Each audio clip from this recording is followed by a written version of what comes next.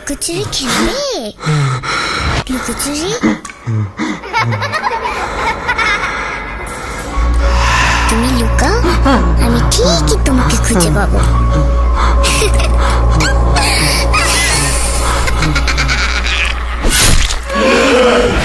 ভূত.com with Rasel. Welcome back. আপনাদের সবাইকে স্বাগত জানাচ্ছি আমি রাসেল। আশা করছি আপনারা সবাই ভালো আছেন, ভালোর দলে আছেন।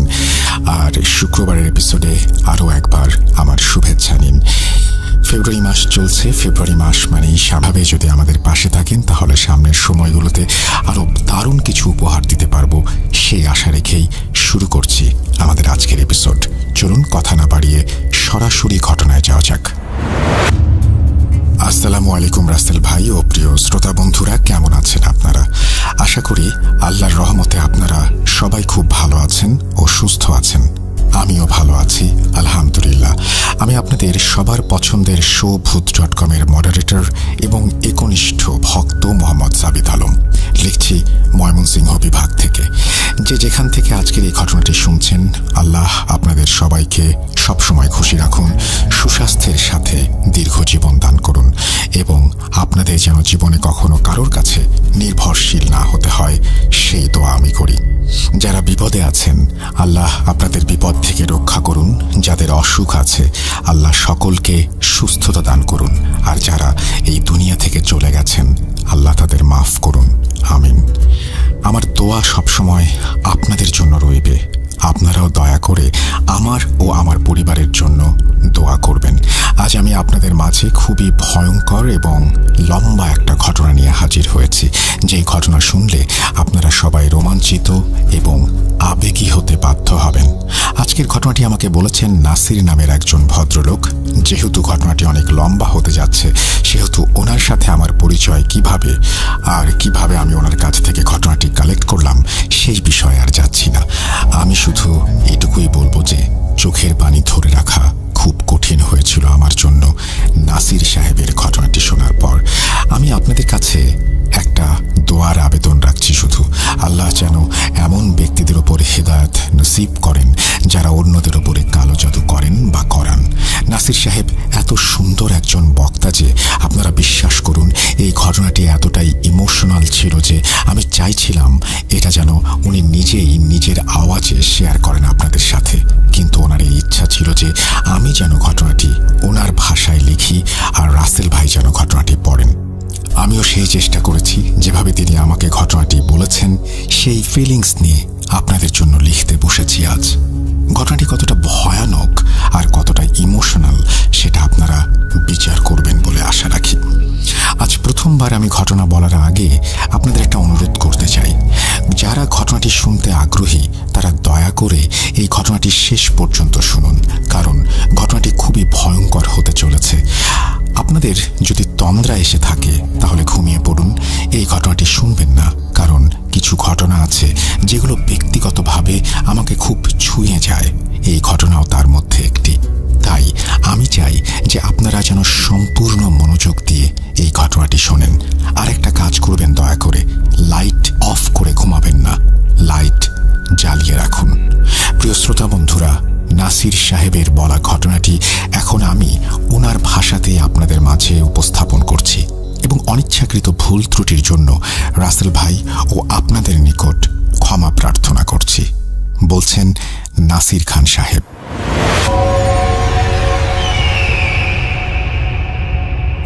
আসসালামু আলাইকুম ভাই, কেমন আছেন? আশা করি ভালো আছেন। আমি মোহাম্মদ নাসির খান। জামালপুরের ছোট্ট কোনো একটি গ্রামে আমার জন্ম। গ্রামে জন্ম হলেও আমি শুধুমাত্র আমার গ্রামের গণ্ডির মাঝেই থেমে থাকিনি। পরিশ্রম, পড়াশোনা সবই করেছি আল্লাহর রহমতে। আজ থেকে প্রায় 6 বছর আগের কথা। আমি জীবনে অনেক পরিশ্রম করেছি, অনেক সংগ্রামও করেছি। আমার বিয়ের পর থেকেই আমি টাকা রোজগার করার উদ্দেশ্যে বিদেশে পাড়ি জমিয়েছিলাম। নিজের মাথার ঘাম পায়ে ফেলেছি, রক্ত পানি করে টাকাও কামিয়েছি। তারপর আমি গ্রামে আমার পরিবারের কাছে টাকা পাঠিয়ে এমন একটি বাড়ি বানালাম যা সম্পূর্ণ গ্রামের ভেতরে একেবারেই আলাদা ছিল। তারপর আস্তে আস্তে গাড়ি করলাম, মানে এখন আমার নিজের গাড়ি বাড়ি সবই আছে আলহামদুলিল্লাহ। আমি খুবই সুন্দর একটা জীবন কাটাচ্ছিলাম। প্রতি বছর 1-2 বার করে দেশে আসতাম। এই টাকা উপার্জনের সংগ্রামের মাঝে আমাকে 3টি সন্তান দান করেন আল্লাহ। যেন একটা সুখী জীবন শুরু হয়ে গিয়েছিল আমার। যখন মনে হলো আল্লাহর রহমতে অনেক টাকাই কামিয়েছি, তখন দেশে ফিরে আসার কথা চিন্তা করলাম, যেন এখানে এসে একটা ব্যবসা শুরু করতে পারি। আলহামদুলিল্লাহ, আল্লাহর অশেষ রহমতে আমি যে কাজেই হাত দিয়েছি সেই কাজে আল্লাহ আমাকে সফলতা দিয়েছেন। আগে কিছু ছোটখাটো কাজ করতাম, কিন্তু সেগুলোতে তেমন মজা পাচ্ছিলাম না। পরে মোটামুটি একটা বড় কাজ করতে শুরু করলাম, যা ভালোভাবেই চলতে শুরু করলো। এটা বলার উদ্দেশ্য হলো, আমি আমার সম্পূর্ণ পরিবারের মাঝে একদম আলাদা ধরনের ছিলাম। মানে যদি আমি কোথাও পারিবারিক অনুষ্ঠানে যেতাম, তাহলে আমি সবার চোখে আলাদা করে নজরে আসতাম। এসব বলার প্রধান উদ্দেশ্য হলো, এটা তাদের জন্য একটা শিক্ষা যারা লোক দেখানোর জন্য জীবনযাপন করে। আমার মাঝেও এই বিষয়টা অনেকটাই দৃশ্যমান ছিল যে আমি অনেক লোক দেখানো কাজ করতাম, কিন্তু এও নয় যে আমি খুব কৃপণ ছিলাম। আমার হাতটা যথেষ্ট পরিমাণ খোলা ছিল। মানে যদি কেউ আমার কাছে সাহায্য চাইতো, আর্থিক বা অন্য কোনোভাবে, আমি কখনো পিছু পা হতাম না। কিন্তু তবুও কিছু মানুষ থাকে যারা আপনার এই আর্থিক উন্নতি মেনে নিতে পারে না, অর্থাৎ খারাপ দৃষ্টিতে দেখে। আমি কি জানতাম আমার নিজের পরিবারেরই কেউ আমাকে এতটাই হিংসার চোখে দেখেছিলেন যে আমার সাজানো গোছানো সম্পূর্ণ পরিবারটাই ধ্বংস হয়ে যাবে? না, ভাবিনি। এটা নিছক কোনো ঘটনা বা গল্প নয়, এটা একটা শিক্ষা তাদের জন্য যারা খুবই দেখাতে বা খাওয়াতে পছন্দ করেন এবং এসবের মাধ্যমে খুব বাহবা পেতে চান। তাই আপনাদেরকে আমার জীবনের সত্যিটা মনোযোগ দিয়ে শুনতে হবে। আমার ঘটনা বলার উদ্দেশ্য কারো হৃদয়কে ব্যথিত করা নয়, কিন্তু যা আমার সাথে হয়েছে সেটা আল্লাহ না করুক যেন আর কারো সাথে না ঘটে। আমিন। এবার আমি আমার জীবনের আসল ঘটনার দিকে এগিয়ে যাই। আমার নাম নাসিম খান এবং আমার পুরো পরিবার শেষ হয়ে গেছে এক ভয়ানক কালো জাদুর কারণে। এই ঘটনা শুরু হয়েছিল যখন আমার ব্যবসা ও বাকি কাজকর্ম বেশ ভালোভাবেই চলা শুরু করেছিল। আস্তে আস্তে আমার ব্যবসা এখানে সেট হয়ে গিয়েছিল এবং আমি আমার স্ত্রী ও বাচ্চাদের সঙ্গে একদম সুখী জীবনযাপন করতে লাগলাম। এর মাঝে আমার আম্মু এবং আব্বু ইন্তেকাল করলেন। ওনাদের যেন আল্লাহ বেহেশত নসিব করেন। আমিন। আমি আমার বাবা মায়ের একমাত্র ছেলে ছিলাম, তাই আমাদের পরিবারে এখন আমি, আমার স্ত্রী ও 3 সন্তান ছাড়া আর কেউ নেই। একদিন বিনা কারণেই হঠাৎ করে আমার স্ত্রীর শরীরটা যেন খারাপ হতে শুরু করলো। এতটাই খারাপ যে আমি আপনাদেরকে বলে বোঝাতে পারবো না। প্রথমে ওর প্রচণ্ড জ্বর এলো। আমি ওকে নিয়ে হাসপাতালে চক্কর কাটলাম, কিন্তু কেন যেন কোনো মেডিসিনই ওর উপরে কাজ করছিল না। এরপর ডাক্তার টেস্ট, প্রেসক্রিপশন ইত্যাদি লিখে দিলেন। ডাক্তারের কথা মতো যখন টেস্ট করলাম, সবকিছু একদম নর্মালি আসলো। কোনো ধরনের কোনো রোগের চিহ্নও ছিল না। কিন্তু তারপরেও আমার স্ত্রীর অবস্থা দিন দিন খারাপ থেকে আরও খারাপের দিকে যেতে লাগলো। কখনো কখনো ওর এত প্যানিক অ্যাটাক হতে লাগলো যে মাঝরাতে আমাকে আবার ওকে হাসপাতালে নিয়ে যেতে হতো। আমার বাড়ির শান্তি যেন এবার ক্রমাগত নষ্ট হতে শুরু করলো। আমার স্ত্রীর কি হয়েছে আমি বুঝতে পারছিলাম না। সে ধীরে ধীরে খুবই অসুস্থ হয়ে পড়ছিল। আগে সে শুধু একটু অসুস্থই ছিল, কিন্তু এরপর সে অদ্ভুত অদ্ভুত সব কাজ করতে শুরু করলো। রাতের বেলায় অদ্ভুতভাবে উঠে চিৎকার করতে শুরু করত এবং আমাকে বলতো যে ঘরের মধ্যে কেউ দাঁড়িয়ে আছে। এক রাতের কথা, আমি ঘুমাচ্ছিলাম। হঠাৎ আমার কানের কাছে এক অদ্ভুত গুঞ্জনের আওয়াজ শুনতে পেলাম। সেই আওয়াজ শুনে যখন আমার চোখ খুলল, তখন দেখলাম আমার স্ত্রী অদ্ভুতভাবে সিলিংয়ের দিকে তাকিয়ে আছে। ওর এক চোখ খোলা আর এক চোখ বন্ধ। ওর যে চোখটা খোলা ছিল সেই চোখের কর্নিয়ার আকারটা বেশ বড় ছিল বলে মনে হচ্ছিল। সে এক অদ্ভুত ভাষায় কি যেন বিড়বিড় করে পড়ছিল। আমি এসব দেখে খুবই ভয় পেয়ে গিয়েছিলাম। আমি আমার বউকে ধাক্কা দিয়ে জাগানোর চেষ্টা করছিলাম, কিন্তু যতবার আমি ওর হাতে বা কাঁধে হাত দিচ্ছিলাম, নাড়াচাড়া করার চেষ্টা করছিলাম, ততবার তার আওয়াজের স্বর আরো উঁচু হচ্ছিল। আমি তাকে এবার তার নাম ধরে ডাকলাম, কিন্তু সে আরো উচ্চ স্বরে কি যেন পড়ছিল। ও ঠিক কি পড়ছিল আমি আজও জানি না। আমার কথা বা কাজে কোনো কিছুই হচ্ছে না দেখে আমি তাকে তার মতো করেই ছেড়ে দিলাম আর বসে বসে কাঁদতে লাগলাম। কিছুক্ষণ পর সে আঙুল দিয়ে ছাদের দিকে ইশারা করলো, কিন্তু এতক্ষণ সে যা পড়ছিল সেটা বন্ধ না করে বরং পড়তেই রইল। সেটা বাংলা, ইংরেজি, ফার্সি বা হিব্রু বা অন্য কোনো ভাষায় ছিল না, আমি নিশ্চিত। এটা অন্যরকম কিছু একটা ছিল, যার কোনো জ্ঞান আমার মাঝে আজও নেই। মাঝে মাঝে মনে হতো যে ওটা আসলে কোনো ভাষাই ছিল না। আমার স্ত্রীর গলার বিকৃত আওয়াজ এক অস্বাভাবিক ফ্লোতে যেন চলছিল আর চলছিল। এই দৃশ্য যে আমার কাছে কতটা ভয়ানক ছিল হয়তো বলার সময় আপনারা বুঝতে পারছেন না, কিন্তু ওই সময়টা আমি কিভাবে পার করেছিলাম সেটা আমি জানি, আর আমার আল্লাহ জানেন। আমার সন্তানেরা ঘরের ভেতর ভয়ে চিৎকার করতে লাগলো, কাঁদতে লাগলো, কিন্তু বাচ্চাদের কান্না শুনে মায়ের ওপর কোনো প্রভাব পড়ছিল না। আসলে ওদের মা তো তখন এক অন্য দুনিয়ায় অবস্থানরত ছিলেন। কি করে বাচ্চাদের কথা চিন্তা করবেন তখন? এভাবেই সেই রাতটা কেটে গিয়েছিল আমাদের। এরপর আমি আল্লাহর কালামের আয়াত আওড়াতে শুরু করলাম এবং ধীরে ধীরে আমার স্ত্রী ওই বাজে অবস্থা থেকে বেরিয়ে আসতে শুরু করলো। যখন ও এই অবস্থা থেকে বেরিয়ে এলো তখন সে আমাকে জানালো যে ও কিছুই মনে করতে পারছে না যে ওর সাথে কি হয়েছিল এতক্ষণ।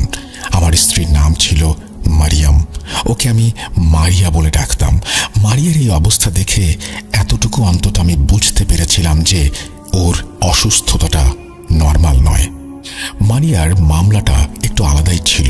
আমি গ্রামের কাছের মসজিদের একজন প্রবীণ হুজুরকে বাড়িতে নিয়ে এসে মারিয়াকে দেখালাম, যিনি নর্মালি দোয়া কালাম করে রোগীর চিকিৎসা করতেন।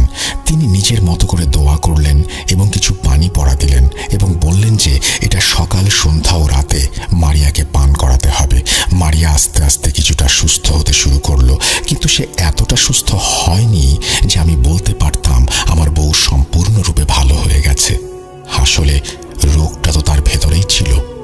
কিছুদিন পর মারিয়া আবার অসুস্থ হতে লাগলো।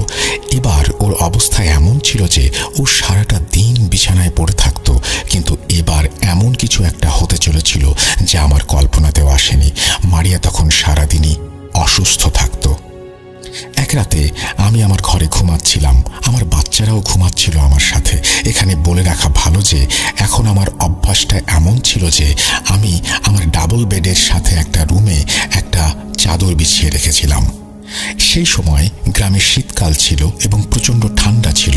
মানে যদি আপনি আপনার হাত কম্বল থেকে বের করেন তাহলে আপনার হাত যেন বরফ হয়ে যাবে, এমন অবস্থা। সেই কড়া ঠান্ডায় আমি আমার ডাবল বেডে আমার বাচ্চাদের আর স্ত্রীকে ঘুম পাড়িয়ে রেখেছিলাম এবং আমি নিজে রুমের মাঝে পায়চারি করছিলাম। তখন রাত প্রায় 1টা বাজে।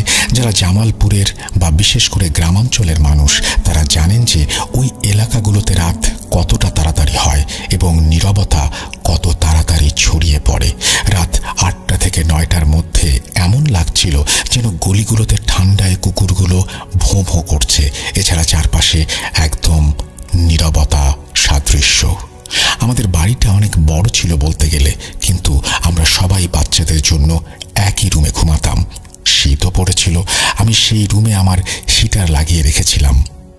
আমার কিছুটা তন্দ্রা আসলে আমি বিছানার সাইডে জড়ো হয়ে শুয়ে পড়লাম এবং ঘুমিয়ে পড়লাম। হঠাৎ করে আমার ঘুমের মধ্যে এমন অনুভব করলাম যেন আমার ঘরের বাইরে বা সীমানায় কেউ আছে আর অন্য রুমগুলোতে যেন কেউ আছে। দরজার আওয়াজ শুনতে পেলাম আর মনে হলো কেউ বাইরে হাঁটছে। পায়ের আওয়াজ শুনলাম। আমার চোখ খুলে গেল। আমি কম্বল থেকে মুখ বের করলাম আর ঠান্ডার তীব্রতায় আমার অনুভূতি এমন ছিল যে যদিও ঘরের ভেতরে হিটার চলছিল তবুও ঠান্ডা লাগছে। আমি কিছুই বুঝে উঠতে পারলাম না। যখন আমার নজর আমার দরজার দিকে গেল আমি দেখতে পেলাম যে দরজাটা একটু খোলা। আমি মোবাইলের টর্চ অন করলাম, বেডের দিকে লাইট মারলাম এবং দেখলাম যে আমার স্ত্রী বিছানায় নেই। আমার কাছে খুবই অদ্ভুত লেগেছিল, কারণ কিছুদিন ধরেই এমন অনেক অদ্ভুত ঘটনা ঘটছে আমার সাথে। আমি ভাবলাম হয়তো সে ওয়াশরুমে গেছে, কিন্তু ওয়াশরুম তো আমার সেই রুমের সঙ্গে অ্যাটাচড। তাহলে মেইন দরজা কেন খোলা? আমি ভাবলাম সে হয়তো পানি পান করতে গেছে বা ক্ষুধা লেগেছে বলে রান্নাঘরে গিয়েছে কিছু খাবে ভেবে। আমি কিছুক্ষণ অপেক্ষা করলাম তার ফেরার আশায়, কিন্তু অনেকটা সময় পার হয়ে গেলেও আমার স্ত্রী আর রুমে এলো না। কিছুক্ষণ পর আমি ঘর থেকে তার গলার আওয়াজ শুনতে পেলাম। যেই ঘর থেকে তার গলার আওয়াজ ভেসে আসছিল সেটা আসলে ছিল আমাদের স্টোর রুম বা ভাড়ার ঘর। আমরা ফসলের জন্য ঘরে একটা বড় টিনের ভাঁড় রাখি, যেটাকে আমরা আমাদের স্থানীয় ভাষায় ভান্ডার বলি। আর সেই ঘরটা আমরা স্টোর হিসেবেও ব্যবহার করতাম। সেখানে কেউ থাকতো না, আর কোনো আসবাবপত্রও ছিল না। সেখানে ছিল ভান্ডার আর কিছু স্টোরের জিনিস, যার মধ্যে আমাদের কিছু পুরনো জিনিসও ছিল যখন আমরা পুরনো ঘরে থাকতাম। যাই হোক, আমি সেই ঘর থেকে আমার স্ত্রীর কথা বলার আওয়াজ শুনতে পেলাম। ঘরের কাছে এগিয়ে গিয়েও আরো ভালো করে খেয়াল করার পর আমি বুঝতে পারলাম যে ওই ভাষা ঠিক সেই ভাষা যেটা সেই রাতে আমার সঙ্গে কথা বলার সময়ও আমার মারিয়া ব্যবহার করেছিল যখন সে ঘুমাচ্ছিল। তখন পর্যন্ত আমি খুব একটা ভয় পাইনি, কিন্তু যখন আমি ওই ফিসফিসের আওয়াজ শুনলাম তখন আমার মনে ভয়ের মাত্রা বাড়তে লাগলো। আমার স্ত্রী কি এক অদ্ভুত ভাষায় সে রুমে কথা বলছিল। আমি তাড়াতাড়ি বিছানা থেকে উঠে গায়ে চাদর জড়িয়ে নিলাম এবং চুপচাপ পায়ে পায়ে স্টোর রুমের দিকে এগোতে লাগলাম। বলে রাখা ভালো যে আমি আমার বাড়িতে কিছু মুরগি পুষতাম। আমি ভয়ে ভয়ে এক পা দুপা করে ক্রস করে স্টোর রুমের দিকে এগিয়ে যাচ্ছিলাম। ধীরে ধীরে সেই আওয়াজ যেন আরো বাড়তে লাগলো, কিন্তু আমার মনে হচ্ছিল আমার স্ত্রীর সঙ্গে বোধহয় আরো একজন আছে যার কথা আমি শুনতে পাচ্ছি। ভারী ও মোটা পুরুষালী আওয়াজ। ভাষাটা যদিও বুঝতে পারছিলাম না, তবে এটুকু বুঝতে পারছিলাম যে আমার স্ত্রীও তার সঙ্গে ননস্টপ কথা বলছিল। আমি যখন রুমের দরজার কাছে পৌঁছালাম, ভেতরের পরিবেশ খুবই অদ্ভুত মনে হচ্ছিল আমার। কেন জানি না মনে হচ্ছিল যে সেই রুমে শুধুমাত্র আমার স্ত্রী না, বরং আরো কিছু ব্যক্তিও আমার স্ত্রীর সঙ্গে ওই রুমে উপস্থিত আছে। রুমটা একেবারে অন্ধকার ছিল এবং ভেতরে প্রচণ্ড ঠান্ডা ছিল। আমার স্ত্রীর আওয়াজ ভেতর থেকে কেমন যেন শোনা যাচ্ছিল। কিভাবে বোঝাবো আপনাদের? মনে করুন কারো গলার আওয়াজ ভেঙে একেবারে ভারী হয়ে গেলে তার স্বর যেমন শোনাবে, অনেকটা তেমনই। আমি ভয়ে ভয়ে দরজার সামনে চলে গেলাম, দোয়া ও কালেমা পড়া শুরু করলাম। তারপর ওই দরজায় নক করলাম, কিন্তু ভেতর থেকে কোনো আওয়াজ পেলাম না। আমার স্ত্রী চুপ করে আছে দরজার কড়নার শব্দ শুনে। কিছুক্ষণ চুপ থাকার পর আবার যে আওয়াজগুলো আসতে শুরু করলো, যেন এই সমস্যা আবার শুরু হয়েছে। আমি আমার স্ত্রীর নাম ধরে ডাকলাম, মারিয়া, তুমি কি ভেতরে আছো? আমার ডাক শুনে সে চুপ হয়ে গেল। আমি মোবাইলের টর্চ অন করে ঘরের দরজাটা এবার খুললাম। দরজা খুলতেই মনে হলো এক ঝড়ো প্রবল শক্তিশালী বাতাস এসে আমাকে ধাক্কা দিল এবং আমাকে ভেদ করে ঘর থেকে বাইরে চলে গেল। কিন্তু আমি কাউকেই দেখতে পেলাম না। তারপর দেখলাম ঘরের এক কোণে আমার স্ত্রী বসে আছে, আর বিশ্বাস করুন তার পাশে আমাদেরই পোষা একটা মুরগি, যাকে সে আমার সামনেই ধরলো আর মাথাটার টান দিয়ে শরীর থেকে আলাদা করে তার মাংস খেতে লাগলো। বেচারা মুরগি, আল্লাহ জানে কতটা কষ্ট পেয়েছে সে। মুরগিটার এমন অবস্থা ছিল যে না তো তাকে জবাই করে হালাল করা হলো, আর না তার চামড়া ছাড়ানো হলো, কিন্তু তাকে সরাসরি কাঁচা মাংস হিসেবে খাচ্ছিল আমার মারিয়া। ওর মুখে সেই বেচারি মুরগির রক্তের দাগ আমি দেখতে পেয়েছিলাম। আমার মারিয়া এতটাই সুন্দর ছিল মাশাআল্লাহ, যে আমি বলে বোঝাতে পারবো না আপনাদের। কিন্তু এখন তার অবস্থা এমন হয়ে গেছে যে আমি মুখে বলতেই পারছি না। যাই হোক, মারিয়ার এই অবস্থা দেখে আমার মন ভেঙে গেল এবং আমি খুব বেশি পরিমাণে ভয় পেয়ে গেলাম। আমি তাকে ভয়ে ভয়ে ধরে ঘরে নিয়ে এলাম। আমি প্রথমে তার মুখে হাত দিয়ে ধরলাম এবং কালেমা পড়লাম। হুজুর আমাকে ফুঁক মারার জন্য যে পানি দিয়েছিলেন সেটাও প্রয়োগ করলাম। আস্তে আস্তে মারিয়ার অবস্থার কিছুটা পরিবর্তন আসলো, কিন্তু এখানে আশ্চর্যজনক বিষয় ছিল যে শীত আর ঠান্ডা এত বেশি ছিল যে বরফ জমে যাবার মতো অবস্থা। কিন্তু আমার স্ত্রী মোজা পরেনি এবং কোনো শালও গায়ে দেয়নি, শুধু একটি স্লিপিং ড্রেস পরে সে তার ঘর থেকে বের হয়েছিল এবং সে রীতিমতো ঘামছিল। টপ টপ করে ওর লম্বা লম্বা চুল থেকে পানি চুইয়ে পড়ছিল। আমি তাকে বেডে নিয়ে গিয়ে শুইয়ে দিলাম। সে যেন একেবারেই চুপ ছিল, এমনকি আমার সঙ্গেও কোনো কথা বলছিল না।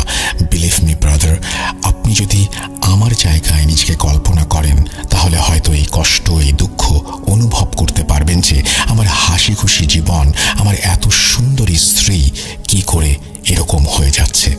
কিন্তু এটা তো কেবলমাত্র শুরু। এরপর কি হতে যাচ্ছে সেটা আমি বলতে গেলেও আমার শরীরের লোম যেন দাঁড়িয়ে যাচ্ছে। যাই হোক, মারিয়ার এই অবস্থার কিছুটা উন্নতি হওয়ার পর আমি তাকে কভার করে কম্বল দিয়ে ঢেকে শুইয়ে দিলাম। এটা ছিল ঘটনার দ্বিতীয় দিন। আমি শুধু এই চিন্তা করতে করতে সময় কাটাচ্ছিলাম যে আমার স্ত্রীর আসলে হয়েছেটা কি। আমার ছোট ছোট 3টা বাচ্চা আছে, ওদের দোয়ার অজুহাতে যেন আল্লাহ আমার মারিয়াকে সুস্থ করে দেন। এসব ভাবতে লাগলাম সারাটা দিন। এদিকে আমার মারিয়া, তার অবস্থা এতটাই খারাপ হয়ে যাচ্ছিল যে সারাদিন সে বিছানা থেকে উঠতে পারত না, কিন্তু রাত হলেই সে যেন খুবই অ্যাক্টিভ হয়ে যায় এবং একা একা অদ্ভুতভাবে কিছু পুরনো স্মৃতি নিয়ে কথা বলে, যা হয়তো নিজের সাথেই কথা বলা। নিজের মাথা চুলকে চুলকে চামড়া ছিলে রক্ত অব্দি বের করে ফেলত। কিন্তু যখন সে স্বাভাবিক থাকে তখন সে একেবারেই আগের মতো। দিনের বেলাতেও যখন তার শরীর খারাপ থাকে তখন সে আমার সঙ্গে স্বাভাবিকভাবে কথা বলে। আমি পরদিন সকালে তাকে জিজ্ঞাসা করলাম যে, রাতে তুমি স্টোর রুমে কি করছিলে? সে উত্তরে বলল, আমার তো কিছু মনে নেই, আমি তো ঘুমাচ্ছিলাম, কিন্তু সকালে উঠে ভীষণ ক্লান্ত লাগছিল আমার। এই বলে সে বমি করা স্টার্ট করলো। সারাদিনের ভেতর 10 থেকে 12 বার বমি করলো সে। হয়তো সে ওই কাঁচা মাংসটা হজম করতে পারেনি। আমি আমার আশেপাশের সবাইকে আমার স্ত্রীর এই অবস্থার কথা বললাম এবং ভালো একজন হুজুরের খোঁজ করতে লাগলাম।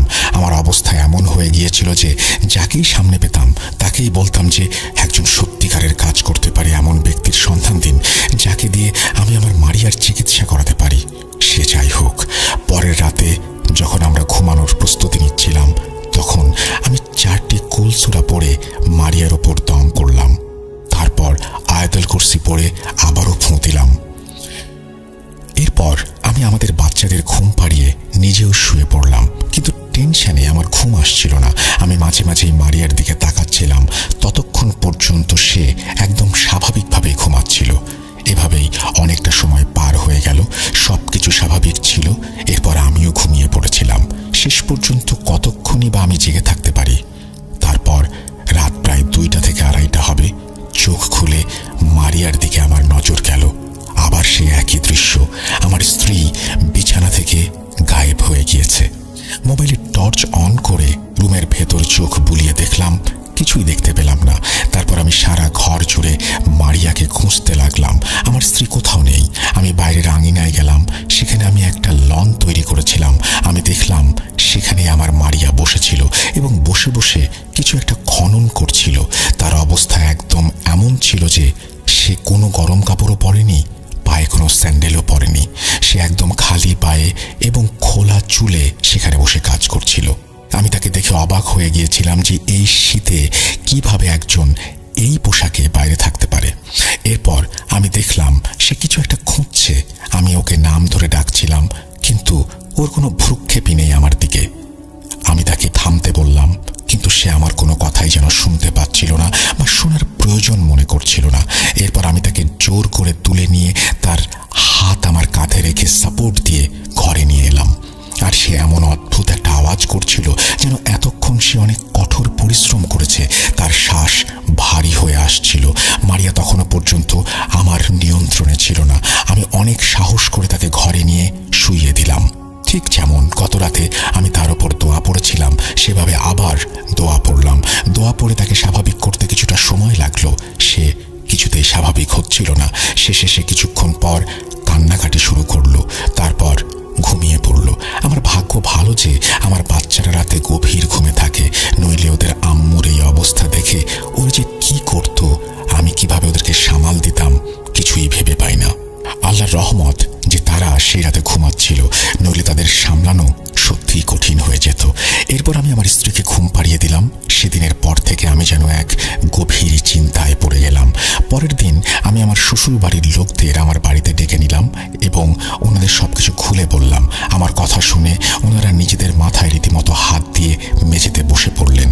তারপর আমার একজন পরিচিত বড় ভাইয়ের আগমন হলো, যিনি ওনার নিজের কোনো এক পরিচিতের মাধ্যমে একজন আলেমের খবর বের করে দিলেন এবং সেই আলেমের সাথে যোগাযোগ করে জানালেন যে সেই আলেম পরের দিন আমাদের বাসায় আসবেন।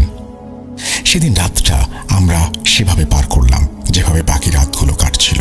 পরের দিন সেই আলেম সাহেব আমাদের বাড়িতে এলেন এবং আমাদের সম্পূর্ণ বাড়ির পরিস্থিতি পর্যবেক্ষণ করলেন। বাড়ি পরীক্ষা করে তিনি আমার স্ত্রীর সাথে কথা বললেন এবং আমার স্ত্রী স্বাভাবিকভাবেই তার সাথে কথা চালিয়ে যাচ্ছিল। কথায় কথায় আমার স্ত্রী আলেম সাহেবকে সব কিছু বিস্তারিতভাবে খুলে বললেন। আমার স্ত্রী বললেন যে, হুজুর, আমার সাথে কি হচ্ছে আমি জানি না, সারাদিন ক্লান্ত থাকি, সকালে ঘুম থেকে উঠলে আমার স্বামী আমাকে বলেন আমি যেন কি করেছি আগের রাতে। আমি বাড়ির চারপাশে ছায়ার মতো দেখি, কখনো ছাগলের মতো, কখনো কুকুরের মতো। এছাড়াও নানান রকমের ছায়া আমি দেখি যা আমার স্বামী কখনো দেখে না। এরপর হুজুর আমাকে জিজ্ঞাসা করলেন রাতে আমার স্ত্রী ঠিক কি করেন। আমি ওনাকে সবকিছু বুঝিয়ে বললাম। তারপর উনি আবারও সম্পূর্ণ বাড়ির পরিস্থিতি খতিয়ে দেখলেন, কিছু আমল করলেন এবং সম্পূর্ণ বাড়িতে ঘুরতে লাগলেন।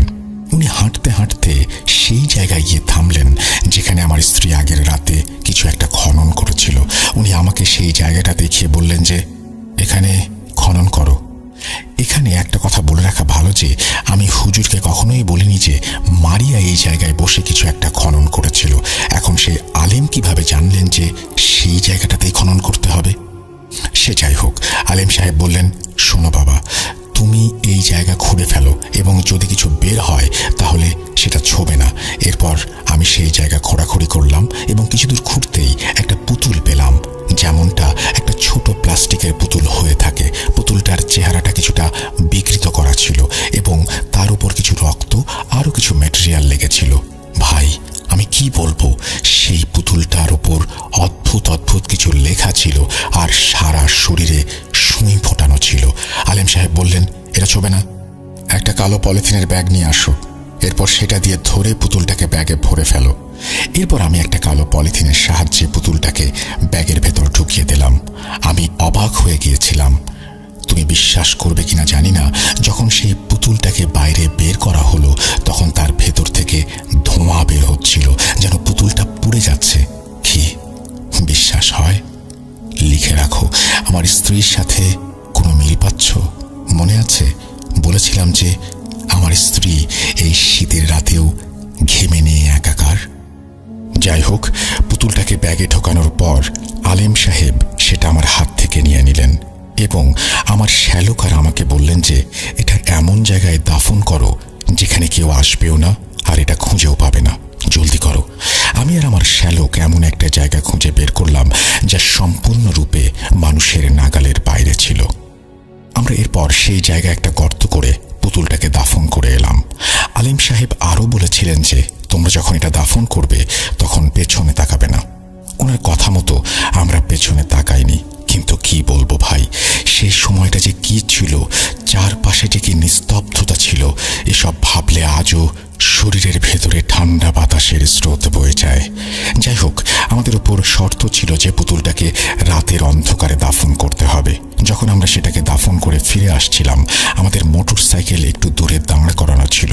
সামনে পায়ে হেঁটে যেতে হয়েছিল যেখানে পুতুলটাকে দাফন করা হয়েছিল সেখান থেকে। জায়গাটা ছিল এক ধরনের জঙ্গল, যেমন গ্রামের জঙ্গল হয় আর কি।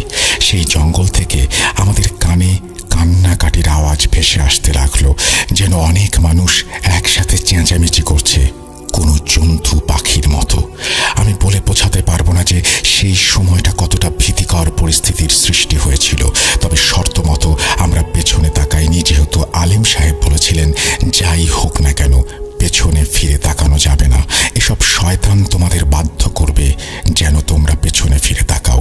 হুজুরের কথা মতো কাজ শেষ করে যখন আমরা ফিরে যাচ্ছিলাম, আমাদের মনে হচ্ছিল অনেকগুলো মানুষ আমাদের পেছন থেকে ডাকছে এবং আমাদের সাথে সাথেই চলছে।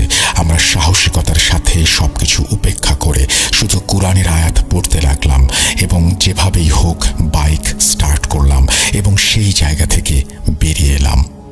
এরপর যখন আমরা বাড়িতে ফিরে এলাম তখন আলেম সাহেব কিছু দম করা পানি ও তাবিজ তৈরি করে দিলেন এবং আমার স্ত্রীর গলায়ও একটি তাবিজ পরিয়ে দিলেন। এরপর আমাদের এমনটা মনে হলো যে সবকিছু থমকে গেছে, কিছু যেন ঘটেনি, সবকিছুই যেন স্বাভাবিক হয়ে গেছে। আলহামদুলিল্লাহ, এরপর থেকে আমার স্ত্রী ধীরে ধীরে সুস্থ হতে লাগলো।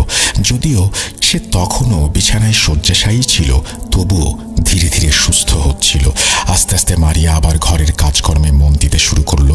অসুস্থ থাকলেও কোনো না কোনোভাবে সাহস করে সে সকালের নাস্তাটা বানায় সবার জন্য, বাচ্চাদেরও স্কুলের জন্য প্রস্তুত করে দেয়।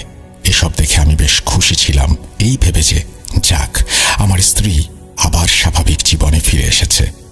আমি আবার আমার ব্যবসার দিকে মনোযোগ দিতে শুরু করলাম।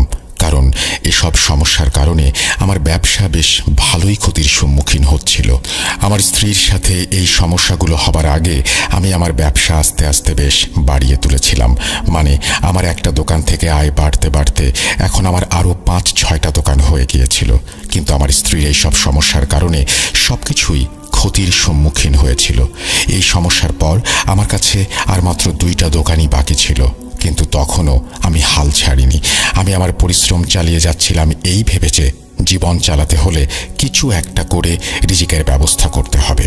আমি পরিশ্রম করব, ইনশাআল্লাহ তাআলা আবার আমার সবকিছু ঠিক হয়ে যাবে। যদিও ক্ষতি কিছু হয়েছিল, তবু আমি মোটামুটি স্টেবলই ছিলাম।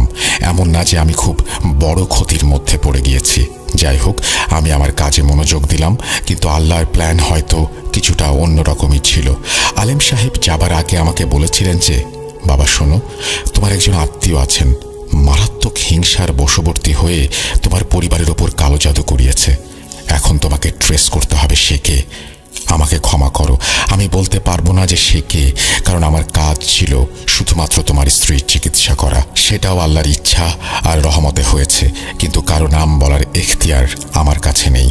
যদিও আমি আমার মা বাবার একমাত্র ছেলে ছিলাম, তবুও আমার রক্তের সম্পর্কের আত্মীয়ের কোনো অভাব ছিল না। সেই কারণে কেই জঘন্য কাজ করতে পারে সেটা বের করাটা আমার জন্য প্রায় অসম্ভব ছিল। তবু আমি পারিবারিক একটা মিটিং ডেকে সবার সাথে কথা বলি। যদিও আমি ওনাদের বেশ চাপ দেইনি। আমি ওনাদের বলেছিলাম যে আমাকে বলা হয়েছে আমি যেন জানার চেষ্টা করি যে এসব কেন হয়েছে, কে করেছে। কারণ আপনাদের মাঝে এমন কেউ আছেন যিনি আমাকে ঈর্ষা করেন এবং আমার স্ত্রীর ওপর কালো জাদু প্রয়োগ করেছেন। এই কালো জাদু শেষ করতে আমি যে চেষ্টা করেছি, সেই কাজে আমারও কিছু ক্ষতি হয়েছে। এটা আমাকে একজন আলেম সাহেব বলেছেন। তবু আমি তাদের কাছে অনেক কৃতজ্ঞ যে যারা আমার স্ত্রীর জন্য অনেক কিছু করেছেন, এখন সে সুস্থ হওয়ার পথে এগিয়ে চলেছে। আমি বা আমরা যদি কোনো ভুল করে থাকি, তবে দয়া করে আমাদের ক্ষমা করবেন। এই বলে আমি করজোরে সবার কাছে ক্ষমা চেয়ে নিই। আমি সেই কালো জাদু করা ব্যক্তিকে খুঁজে বের করতে চাইনি আসলে, কারণ হিংসা বাড়িয়ে লাভ হয় না, বরং ক্ষতি হয়। বরং ওনাদের কাছে ক্ষমা চাওয়ার ফলে যদি ওনাদের মনে আল্লাহ হেদায়েত দান করেন, এই আশায় সকলের কাছে ক্ষমা চেয়েছিলাম আমি। এরপর যখন আমি আমার স্ত্রীকে আমাদের সাথে ঘটে যাওয়া কালো জাদুর কথা বললাম, সে খুবই অবাক হয়েছিল যে আমার সাথে এমন কিছু ঘটতে পারে, এটা সে ভাবতেই পারে না। আমি আমার সাধ্যমতো ক্ষমা চেয়েছিলাম, কিন্তু যিনি আমাদের প্রতি ঈর্ষা করেছিলেন তিনি হয়তো নিশ্চুপ ছিলেন না, বরং তিনি হয়তো আরও রাগান্বিত হয়ে পড়েছিলেন। যাই হোক, এই অবস্থায় আমি সিদ্ধান্ত নিলাম যে আমার যত আত্মীয় স্বজন আছেন ওনাদের সাথে ভালোভাবে দেখা সাক্ষাৎ করব, ওনাদের খবরাখবর নেব এবং যদি ওনাদের কোনো সাহায্যের প্রয়োজন হয় সেটাও করব। যদিও এই কাজ আমি আগেও করতাম, কিন্তু এবার একটু বেশি করে করতে শুরু করলাম এই কাজগুলো, এই ভেবেছে হয়তো এতে অন্তত সেই ব্যক্তির মন নরম হয়ে যাবে। আমার ছোট ছোট বাচ্চা আছে, আমার স্ত্রী আছে, এই তো আমার জীবন। আল্লাহ তো অনেক টাকা দিয়েছেন আমাকে, কিন্তু এদের মধ্যে যদি কেউ এমনভাবে ক্ষতিগ্রস্ত হয়ে যায় তাহলে তো আমি শেষ হয়ে যাব। আমি সবাইকে অনুরোধ করেছিলাম যে আল্লাহর ওয়াস্তে যেন এসব কাজ আর কেউ না করেন। আমি এতটা বিনয়ের সাথে বলেছিলাম কথাগুলো যে অনেক ব্যক্তির চোখে পানিও চলে এসেছিল। এরপর আমি ওনাদের প্রতি এত ভালোবাসা দেখিয়েছি, এত কিছু করেছি যে ওনাদের মধ্যে কেউ যদি কঠিন মনের হন, তবুও যেন ওনার হৃদয় মোমের মতো গলে যায়। কিন্তু আমি এও জানতাম যদি মানুষ শয়তানের পথে চলে আসে তাহলে তার থেকে বড় শয়তান আর কেউ হতে পারে না। যাই হোক, আমাদের এই সুখ শান্তি বেশি দিন টিকল না। আমার মারিয়ার ওপর আবার কালো জাদুর হামলা হওয়া শুরু হয়ে গেল। আমার স্ত্রী আবার অসুস্থ হতে শুরু করলেন এবং এবার যেন এই আক্রমণটা আরও মারাত্মক আকার ধারণ করলো। এবারের সমস্যা যেন আরও ভয়ঙ্কর ছিল। আবারও একবার আমার স্ত্রী অদ্ভুত সব আচরণ করতে শুরু করলো। এক রাতের ঘটনা বলি, তখন আমি ঘুমিয়েছিলাম, আমার স্ত্রী আমার পাশেই ঘুমোচ্ছিল আর আমার বাচ্চারাও ঘুমোচ্ছিল। রাতের এক সময় আমার বাচ্চাদের চিৎকারের আওয়াজ শুনে আমি ঘুম থেকে জেগে উঠলাম। ঘুম থেকে লাফ দিয়ে উঠে উঠে দেখতে পেলাম যে আমার বাচ্চারা কাঁদছে। আমি সেদিন রাতে সারাদিন কাজ করে এত ক্লান্ত হয়ে গিয়েছিলাম যে গভীর ঘুমে চলে গিয়েছিলাম। তাই জানি না তারা কতক্ষণ ধরে কাঁদছে। ঘুম থেকে উঠে আমি যে দৃশ্যটা দেখেছি সেটা বিশ্বাস করবেন কিনা জানি না, কিন্তু আমি নিজে সেই দৃশ্যের চাক্ষুষ সাক্ষী। যখন আবার চোখ খুলল তখন আমার বাচ্চারা বিছানায় বসে চিৎকার করছিল আর কাঁদছিল। আমার বাচ্চারা ভয়ে আমার পাশে বসে একেবারে জড়সড় হয়ে গিয়েছিল, তাই তারা আমাকে ঘুম থেকে তুলতে পারছিল না। তাদের এত সাহসও ছিল না যে আমার খাটের কাছে এসে আমাকে জাগাবে। কিন্তু আমার বাচ্চাদের কি হয়েছে জিজ্ঞেস করার আগেই আমার চোখ আমার স্ত্রীর দিকে গেল। আমি আমার নিজের চোখকেও বিশ্বাস করতে পারছিলাম না। এ কি দেখছি? চোখ কষলে নিলাম। এরপর দেখলাম আমার স্ত্রী হাওয়ায় উড়ছিল, যেন সে শূন্যে ভাসছে।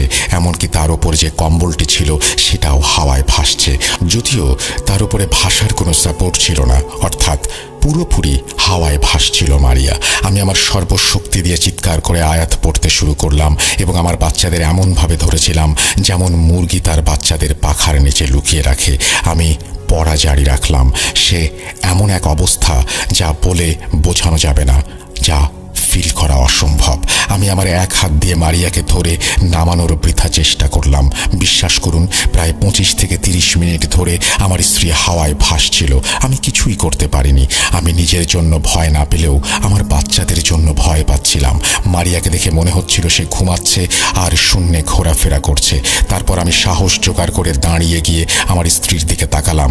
তার চোখ জোড়া খোলা ছিল এবং তাকে এমন দেখাচ্ছিল যেন সে আর আমার মারিয়া নেই।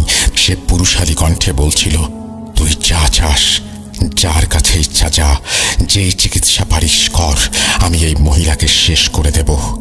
আমরা তোর পরিবারকে ছিনিয়ে নেব। যতটা পারিস আটকানোর চেষ্টা কর, তোর হার নিশ্চিত। সোজা কথায় আমার স্ত্রীর মাধ্যমে আমার সেই জালিম আত্মীয় আমার কাছে এই বার্তা পাঠিয়েছিল যে তুই যা করিস না কেন এই কালো জাদু কাটানো অসম্ভব। মারিয়া আবার বলে উঠল, ছাড়ব না, আমি সব কিছু শেষ করে দেব। এখন আর এই মহিলাকে বাঁচানোর কোনো সুযোগ নেই, তোর পরিবার শেষ হয়ে যাবে। মারিয়ার কথাগুলো একদম স্পষ্ট হুমকি ছিল, কিন্তু তখন আমি জানতাম না কে এই লোকটি যে এই জঘন্য কাজ করেছে। দিন কাটতে লাগলো আর আমাদের আনা সেই আলেমও ওনার চিকিৎসা চালিয়ে যেতে লাগলেন। আমার স্ত্রীর স্বাস্থ্যের অবস্থা ওঠানামা করতে লাগলো। কখনো কিছুটা সুস্থ হয়ে যাচ্ছিল, আবার কখনো একেবারে বিছানায় পড়ে যাচ্ছিল। সে এতটাই দুর্বল হয়ে গিয়েছিল যা আমার চোখে দেখার মতো ছিল না। আমার এত সুন্দর স্ত্রী আর এখন কি অবস্থা আমি ভাবতেও পারি না। আমি শুধু নুরানি অর্থাৎ ইসলামী চিকিৎসাই করাইনি, হাসপাতালেও নিয়ে গিয়েছিলাম মারিয়াকে। ডাক্তারের দেয়া টেস্টগুলো করালাম, রিপোর্টগুলো নিয়ে ডাক্তারকে দেখালাম। সবকিছুই নর্মাল। আমার দিক থেকে চিকিৎসার যেন কমতি না থাকে, এই জন্য সব ধরনের চিকিৎসাই করিয়েছিলাম মারিয়াকে। লোকজন আমাকে বলে, ভাই ধর্মীয় চিকিৎসা করান, মেডিকেল থেকে দূরে থাকেন। কিন্তু আমি তো মেডিকেলেও যাই এবং ধর্মের দিকেও যাই, যাতে কোনো ভুল না হয় এবং আমার জীবনটা বিগড়ে না যায়। চিকিৎসারত আলেমও অনেক দুশ্চিন্তায় ছিলেন আমাদের নিয়ে। যখন আমি এখানে এসে আমল করি তখন সব ঠিক থাকে, কিন্তু যখন আমি আমল শেষ করে চলে যাই তখন আমার উপরে অনেক চাপ আসে। আমারও সন্তান আছে, তবুও উনি হাল ছাড়েননি। কিন্তু ওনার এই দুশ্চিন্তা অযথা নয়, এও আমার জানা ছিল। আমি খেয়াল করেছিলাম যে আমি যতই আমার স্ত্রী নিয়ে ঘুরে ঘুরে নানান কবিরাজ ও ডাক্তারের চিকিৎসা নেই না কেন, তার স্বাস্থ্যের কোনো উন্নতি হচ্ছিল না। এখন সে সম্পূর্ণরূপে শুকিয়ে গেছে। আল্লাহ কেন আমার মিনতি শুনছিলেন না আমি জানি না। এক রাতে আমি ঘুমানোর প্রস্তুতি নিচ্ছিলাম, আমার বাচ্চারা তখন ঘুমাচ্ছিল। আমার মারিয়া আমার কোলে মাথা রেখে আমাকে অদ্ভুতভাবে দেখছিল। আজ অনেক দিন পরে তার চোখে আমার জন্য সেই পুরাতন ভালোবাসার আভাটা দেখতে পেলাম। আমি ওকে জিজ্ঞেস করলাম, কি দেখছো? কিছু বলবে মারিয়া? আমার কথার উত্তর না দিয়ে সে শুধু আমাকে দেখেই যাচ্ছিল। সে আমাকে ইশারায় তার কাছে ডাকলো। আমি তার মুখের কাছে আমার মাথাটা নিয়ে গেলাম। সে শক্ত করে আমার হাত ধরে বলল, যদি আমার কিছু হয় তাহলে আমার বাচ্চাদের খেয়াল রেখো। ধুর বলে আমি তাকে বললাম, তুমি এসব কথা কেন বলছো মারিয়া? সে বলল, যাই হোক, আমাকে কথা দাও, যদি আমার কিছু হয় তাহলে আমার বাচ্চাদের খেয়াল রাখবে। সেই কথাগুলো বলেছিল আর বারবার আমার চোখের দিকে তাকিয়েছিল। ওই দিন আল্লাহ তাআলা স্বামী স্ত্রীর সম্পর্কটাকে কতটা মধুর ও সুন্দর করে বানিয়েছেন। যদি নেককার বউ পাওয়া যায় তাহলে এই দুনিয়ায় পুরুষের জন্য জান্নাত তৈরি হয়। আমি আমার এই বউকে নিয়ে কখনোই কোনো অভিযোগ করিনি, কারণ তিনি খুব ভালো একজন গৃহিণী ছিলেন, যিনি আমার বাচ্চাদের সামলেছেন, আমাকে সাপোর্ট দিয়েছেন। এই সব কিছু যা আল্লাহ পাকের পক্ষ থেকে আমার জন্য উপহার, এবং যা কিছু আমি পেয়েছি তার কারণেই পেয়েছি।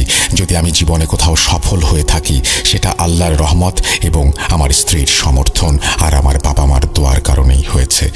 না জানি কোনো কারণে ওই রাতে সে আমার দিকে তাকিয়েই রইল আর কাঁদতে থাকলো। তার মায়াবী চোখে সীমাহীন অশ্রু ছিল আর চোখগুলো আস্তে আস্তে লাল হয়ে যাচ্ছিল। আমি তাকে সাহস দিলাম আর নিজেকেও শক্ত করলাম। তোমার কিছু হবে না মারিয়া, তুমি আমার সাথেই আছো, আর সারা জীবন আমরা একসাথেই থাকবো ইনশাল্লাহ। সে কোনো উত্তর না দিয়ে আমাকে অবিরত দেখায় ব্যস্ত ছিল। আমি তাকে বললাম, তুমি শুয়ে পড়ো, কিন্তু সে জানালো যে সে শোবে না। সে আমাকে বলেছিল, তুমি আমার পাশে বসে থাকো।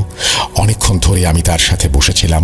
ধীরে ধীরে তার অবস্থা এতটাই খারাপ হয়ে যাচ্ছিল যে সে আর কোনো কথাই বলতে পারছিল না। অনেকক্ষণ পরে সে আমাকে বলল, এবার তুমি গিয়ে শুয়ে পড়ো। আমি জানতাম না এটাই ছিল মারিয়ার সাথে আমার শেষ রাত আর ওর মুখে বলা সর্বশেষ উক্তি।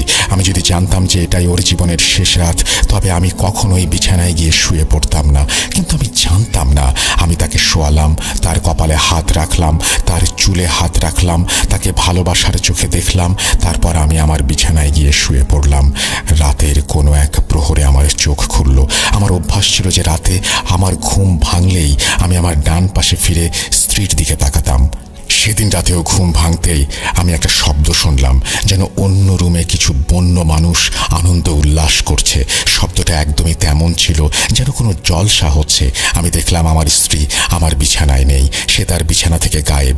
আমি ঘর থেকে বেরিয়ে সেই স্টোর রুমে যেতে লাগলাম যেখান থেকে শব্দগুলো আসছিল। আমি যখন রুমের দিকে যাচ্ছিলাম, তখন আমার কানে ক্ষীণ আওয়াজ আসতে লাগলো, যেভাবে অনেকগুলি জঙ্গলের মানুষ হইচই করে। মাবুদ, সেই আওয়াজ খুব বেশি লাউড ছিল না, কিন্তু খুবই বিকৃত রকমের ছিল। যখন আমি ধীরে ধীরে সেই ঘরের কাছে গেলাম, তখন দেখলাম সেখানে একটা চাটাই রাখা ছিল এবং আমার স্ত্রী সেখানে আধশো অবস্থায়। যখন আমি সেখানে পৌঁছালাম এবং তার হাত ধরলাম, সে কোনো নড়াচড়া করল না। আমি তার শ্বাস প্রশ্বাস চেক করলাম এবং তার বুকের ওপরে কান লাগিয়ে শুনলাম, আল্লাহ আমার মারিয়াকে নিজের কাছে ডেকে নিয়ে গেছেন। ইন্না লিল্লাহি ওয়া ইন্না ইলাইহি রাজিউন। ওর হৃৎপিণ্ডটা শব্দ করা বন্ধ করে দিয়েছিল। যে ভয় ছিল সেটাই সত্য হলো। প্রিয় লিসেনার্স, আমি সাবিত ঘটনার এই পর্যায়ে একটু থামতে চাই।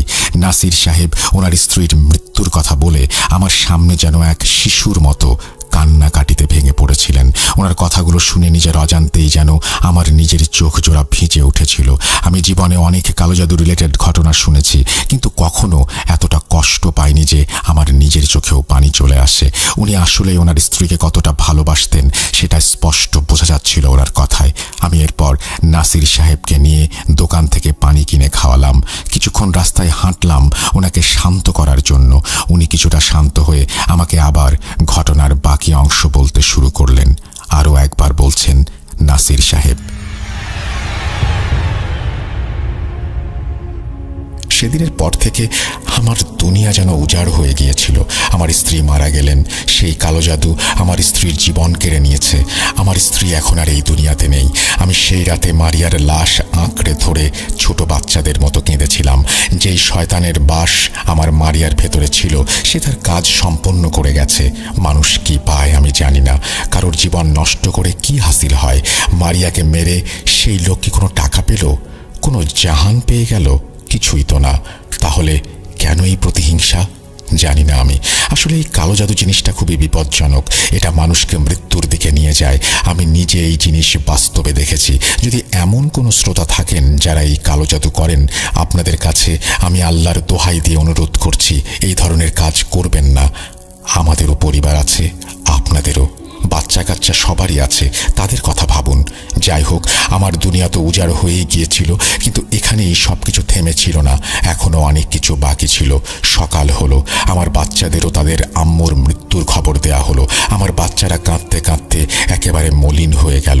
ওদের আম্মু আল্লাহর কাছে চলে গেছেন। পরের দিন আমাদের দাফন কাফন করতে অনেক সময় লেগে গেল। আমি খুব কাঁদলাম, খুবই কাঁদলাম। আমি আমার স্ত্রীকে অনেক বেশি ভালোবাসতাম। দাফন কাফন সেরে আমরা বাসায় ফিরলাম।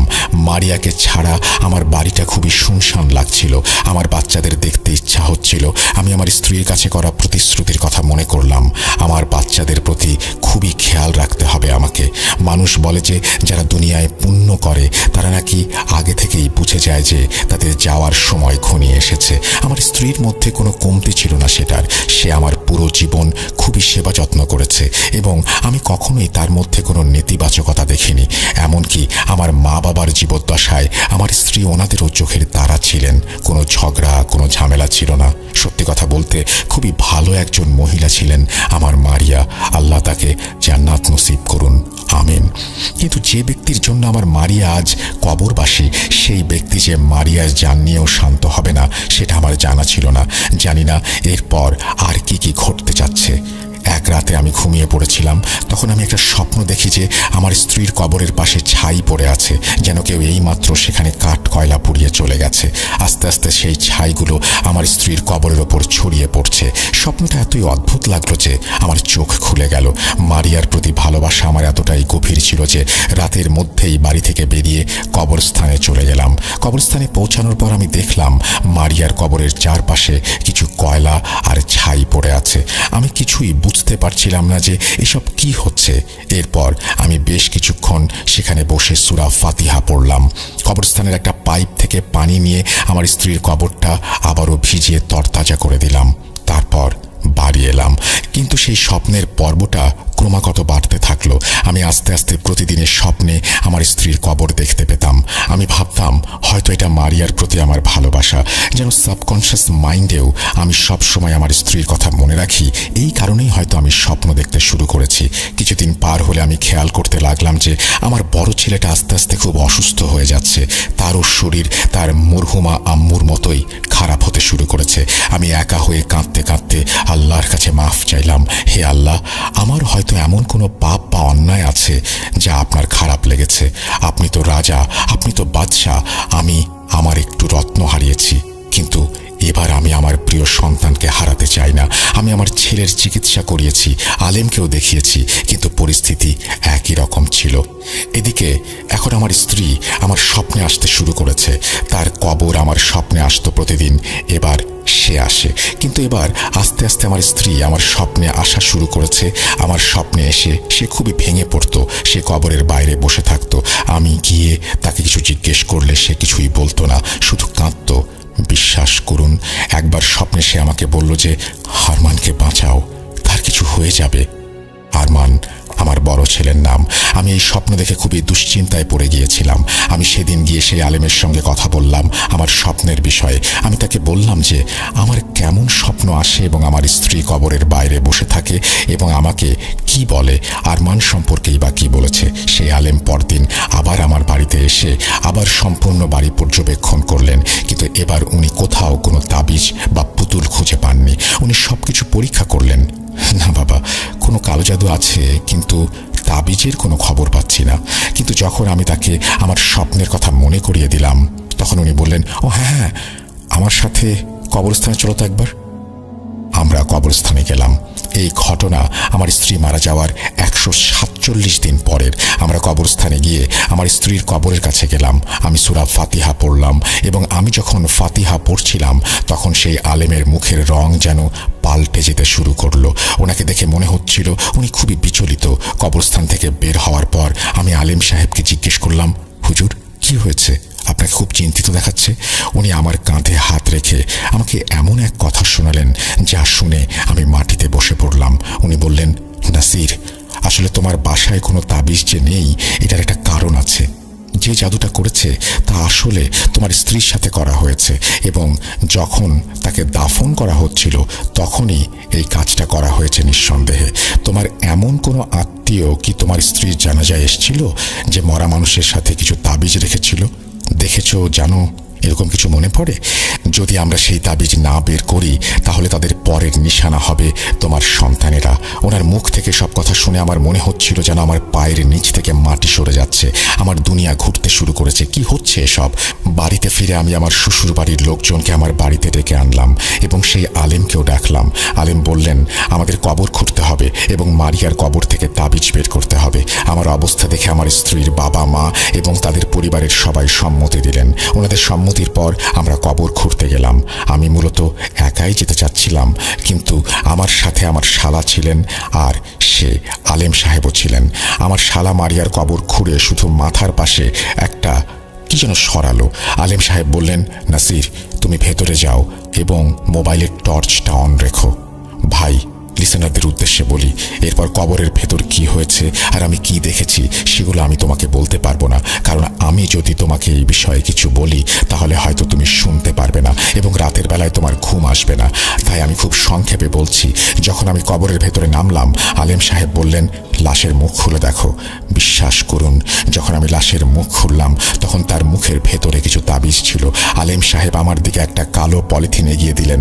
আমি তাবিজগুলো ব্যাগের ভেতরে রেখে ব্যাগ নিয়ে বাইরে বেরিয়ে এসে কবরে আবার কোনো রকমের মাটি চাপা দিয়ে দিলাম, কারণ তাবিজের একটা হেস্তনেস্ত করা এখন আমার প্রথম কাজ। আলেম সাহেব আমাকে বললেন, কবর পরে মেরামত করব, আগে এই তাবিজগুলো কাছের কোনো শ্মশানে ফেলে আসো। এগুলো শ্মশানে বানানো হয়েছে, জলদি ফেলে আসো। আমি খুব কষ্টে ওই তাবিজগুলো নিয়ে বের হয়ে কাছের এক শ্মশানে ফেললাম। তারপর আবার কবরস্থানে ফিরে এলাম এবং আমরা তিনজন মিলে কবরটা আবারও মেরামত করে দিলাম। যখন আমরা কবরস্থান থেকে বের হচ্ছি তখন সেই গোরখোদক যে আমার স্ত্রীর কবর খুঁড়েছিল, প্রথমবারের মতো তার সাথে আমাদের দেখা হলো। সে আমাদের দেখে বলল, ওই পাশের মরিয়ম খানের কবরটা কি আপনাদের কবর? আমি বললাম, হ্যাঁ, এটা আমার স্ত্রীর কবর। সে বলল, ভাইজান, এই কবরের ভেতর থেকে রাতে খুব অদ্ভুত ভয়ঙ্কর শব্দ আসে। এরপর মনে হয় যেন কিছু অমানুষ প্রাণী সেই কবরের চারপাশে ঘুরে বেড়ায়, কিছু কালো প্রাণী। রাতে অনেকবার এখানে আওয়াজ শুনেছি। যখন লুকিয়ে দেখার চেষ্টা করেছি, কিছু কালো মানুষের মতন প্রাণীকে দেখেছি। কবরের চারপাশে তারা ঘুরছে, চিৎকার করছে, দৌড়াচ্ছে। ঠিক যেমন কিছু জঙ্গলি মানুষ আগুনের পাশে ঘোরে, তেমনি ওই কালো প্রাণীগুলো কবরের পাশে ঘুরতে থাকে। আপনি হয়তো ভুল দেখেছেন। এটুকু বলে আমরা বাসায় চলে আসলাম। সে আলেম সাহেব আমাদের ওই তাবিজ দাফন করতে বলেছিলেন আর ওনার কথা মতো তাবিজগুলো ইতিমধ্যেই দাফন করে দিয়েছিলাম শ্মশানে। এই ঘটনার পর আমার ছেলেটাও ধীরে ধীরে সুস্থ হতে থাকে। আলেম সাহেব বলেছিলেন, ভাই, আমার জ্ঞান এখানে কিছুটা সীমিত। এখন যাই হবে এরপর সব কিছুই আমার ওস্তাদ দেখবেন, যিনি বর্তমানে আমার বাড়িতেই আছেন। আমরা তৎক্ষণাৎ আলেম সাহেবের ওস্তাদের কাছে গিয়েছিলাম ওনার কাছ থেকে পরামর্শ নেয়ার জন্য। সব কিছু খুলে বলি, উনি সম্পূর্ণ ঘটনাটা শুনে একটা পরিকল্পনা করলেন। উনি বললেন, আমাদেরকে রাতে ওই কবরস্থানে যেতে হবে। আমি আর আমার এই শাগরিদ, যে আগে তোমার স্ত্রী আর ছেলের চিকিৎসা করেছে, আমাদের দুজনকে সেখানে গিয়ে কিছু কাজ করতে হবে। এই বলে ওনারা আমাকে এই কাজে অন্তর্ভুক্ত করলেন যে আমাকেও কবরস্থানে যেতে হবে এবং ওনাদের সাথে মিলে এই কাজ করতে হবে। ওনাদের শর্ত ছিল যে আমাদের এই সম্পূর্ণ ব্যাপারটি নিঃশব্দে করতে হবে এবং কবরস্থানে যেন কেউ না আসে সেটাও নিশ্চিত করতে হবে। দিন হিসেবে শুক্রবারের রাত ঠিক করা হলো। আলেম সাহেবকে নিয়ে আমি আবার কবরস্থান ঘুরে এলাম এবং ওনাকে আমাদের বাড়িতে থাকতে দিলাম। দ্বিতীয় দিন রাতের দিকে বা জুম্মা রাতে আমরা কবরস্থানের উদ্দেশ্যে বেরিয়ে পড়লাম। কিছু মোমবাতি, মুগ ডাল আর আগরবাতি নিয়ে আমরা কবরস্থানের দিকে এগিয়ে গেলাম। মারিয়ার কবরের সামনে পৌঁছেই ওনারা কবরের ওপরে আগরবাতি জ্বালিয়ে দিলেন এবং চারিদিকে মোমবাতি জ্বালিয়ে দিলেন। তারপর আলেম সাহেবের ওস্তাদ বললেন, যা কিছুই হোক, ভয় পাবে না, আমাদের কথা শোনো, বিশেষ করে আমার কথা শোনো। আমি জানি তোমরা ভয়ে আছো অনেক, কিন্তু আমি তোমাদের কিছুই হতে দেব না। তোমাদের ভয় পেতে হবে না, তোমরা তোমাদের জায়গা থেকে সরবে না। এখন থেকে যা হবে সবই তোমার পরিবারের ভালোর জন্য হবে। তোমাদের মজবুত থাকতে হবে, কারণ যে ব্যক্তি এই কালো জাদু করেছে সে খুবই বিপজ্জনক। এই শ্মশানের কালো জাদু এটি। আমি এটা শেষ করতে চাই আজীবনের জন্য। এর জন্য এই কাজটি করা খুব জরুরি। আজ আমাদের কাজ যদি সফল হয় তাহলেই এটাকে গোড়া থেকে শেষ করতে পারবো। আল্লাহ আমাদের এই ভালো কাজে রহমত দান করুন। এই কথা বলেই ওনারা দুইজন কালেমা পড়তে শুরু করলেন। কবরস্থানে ঢোকার আগে আমরা গোরখোদককে সবকিছু বুঝিয়ে বলে ওনাকে নজরদারি করার অনুরোধ করেছিলাম যে কবরস্থানে যেন কেউ না আসে। কবরস্থানে একটা প্রধান ফটক ছিল, আমরা সেটা বন্ধ করে দিয়েছিলাম, ওনাকে রেখেছিলাম পাহারায়। যাই হোক, কাজটা শুরু হলো এবং সেই রাতে এমন লাগছিল, মনে হচ্ছিল কেউ আমাদের পেছনে দাঁড়িয়ে আছে। হুজুরের জ্বালানো মোমবাতিগুলোর সাহায্যে একটু আলোকিত ছিল আমার মারিয়ার কবরটা, আর আমরা সেই আলোর মধ্যে বসে কাজগুলো করছিলাম। যখন হুজুর আয়াত পড়া শুরু করলেন, বিশ্বাস করুন পরিবেশটা কেমন যেন গুমোট হতে শুরু করলো। কোনো এক কালো শক্তি যেন আমাদের তার নিজের দিকে টানছিল, ভয় দেখাচ্ছিল, কিন্তু সেই আলেম সাহেবের কপালে কোনো চিন্তার ছাপ নেই। আমি ভয় পাচ্ছিলাম, কিন্তু মনে শান্তিও ছিল যে ইনশাআল্লাহ সব ঠিক হয়ে যাবে। বিশ্বাস করুন, যখন এই আমল চলছিল তখন প্রচুর কাক হঠাৎ করে এসে সম্পূর্ণভাবে একটা গোলাকার বৃত্ত তৈরি করে বসে গেল। আলেম সাহেব বলেছিলেন যে যিনি এই জাদু করেছেন তিনি নাকি এই সময় সক্রিয় আছেন এবং লাগাতার হুজুরের দিকে আক্রমণ করছেন। উনি দৃঢ় গলায় বললেন, তোমাদের জায়গা ছেড়ে দিতে হবে না। যাই হোক সাবিত, সংক্ষেপে বলতে গেলে সেই আমল প্রায় 5 ঘন্টা চলতে থাকলো। এরপর পরিবেশটা একটা স্থিরতা পেল। সেই মোমবাতিগুলো এক এক করে সব নিভে যেতে লাগলো। তারপর হুজুরের কাজ সম্পন্ন হলো। আলেম সাহেব বললেন যে আমার সাথে ভালো কিছু জিন আছে যারা সারা রাত ওই শয়তানি জিনের সাথে লড়াই করেছেন। আলেম সাহেব আকাশের দিকে তাকিয়ে কিছু কথা বলছিলেন এবং তাদের ধন্যবাদ দিচ্ছিলেন। এরপর আমরা সেখান থেকে উঠে বাসায় ফিরে এলাম। আলেম সাহেব আমাকে সম্পূর্ণরূপে নিশ্চিত করলেন যে এখন এই সমস্যার সমাধান শেষ হয়ে গেছে। উনি বললেন, এখন তোমার এবং তোমার বাচ্চাদের আর কোনো ঝুঁকি নেই, আলহামদুলিল্লাহ। এরপর থেকে সবকিছু আবার স্বাভাবিক রুটিনে চলে আসলো। যদিও আমি আলেম সাহেবকে জিজ্ঞেস করেছিলাম যে কালো জাদু করার জন্য যদি আবার কেউ চেষ্টা করে তাহলে? আলেম সাহেব বললেন, সে কখনোই আর এই কাজের ধারে কাছেও আসবে না, কারণ যার সঙ্গে আমার জিনদের মোকাবেলা করতে হয়েছে তারা ইতোমধ্যে জেনে গেছে আমাদের শক্তি সম্পর্কে। ইনশাল্লাহ সে যদি কোনোভাবে আবারও এখানে সব কাজ করতে আসে তবে সে নিজেই বড় ক্ষতির সম্মুখীন হবে, কারণ তাকে শয়তানি জিন নিয়ে কাজ করতে হবে, অনেক পরিশ্রম করতে হবে। আর যখন সেই জিনগুলো চলে যায় তখন সেই জাদুকরেরা ওই কাজের মধ্যে আর হাত দেয় না।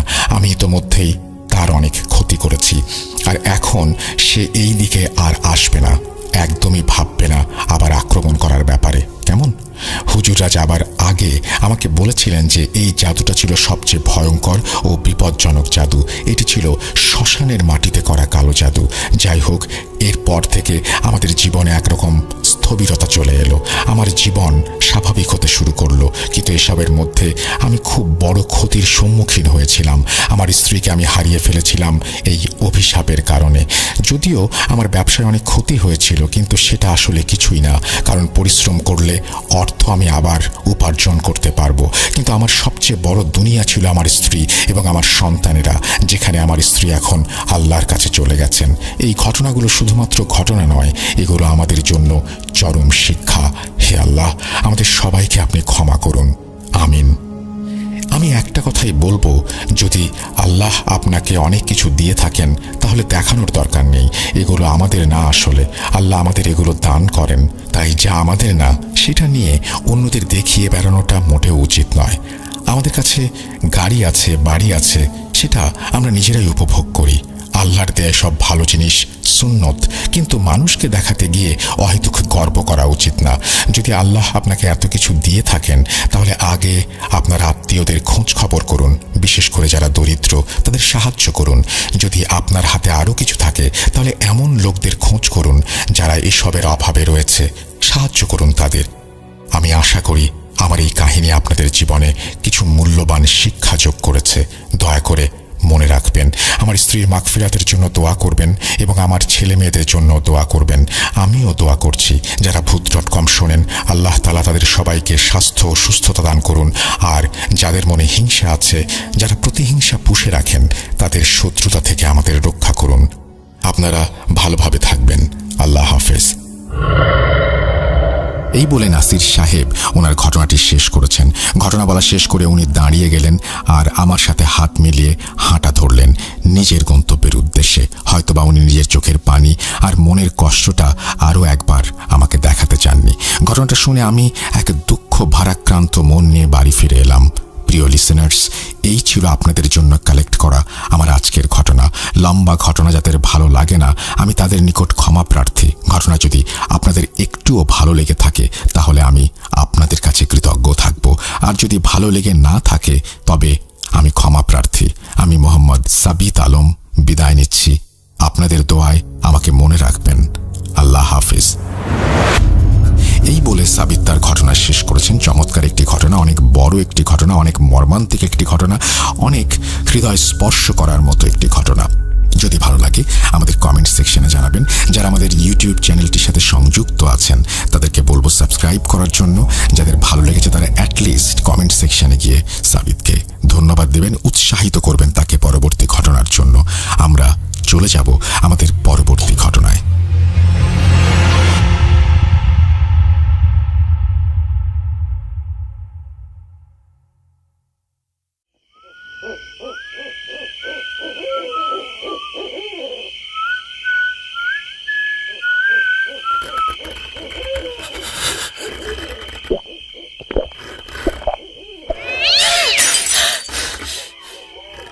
আজ আবার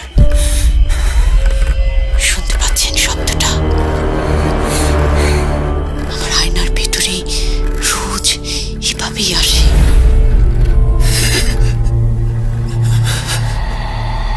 Bhoot.com with Russell.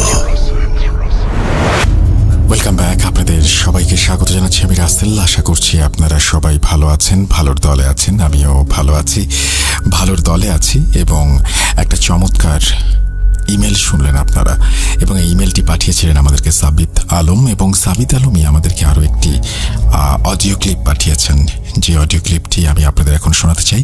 আশা করছি এই অডিও ক্লিপটি আপনাদের ভালো লাগবে। যদি ভালো লাগে অবশ্যই আমাদের জানাবেন, যদি ভালো না লাগে সেটাও আমাদেরকে জানাবেন। আমরা সরাসরি চলে যাচ্ছি আমাদের পরবর্তী ঘটনায়।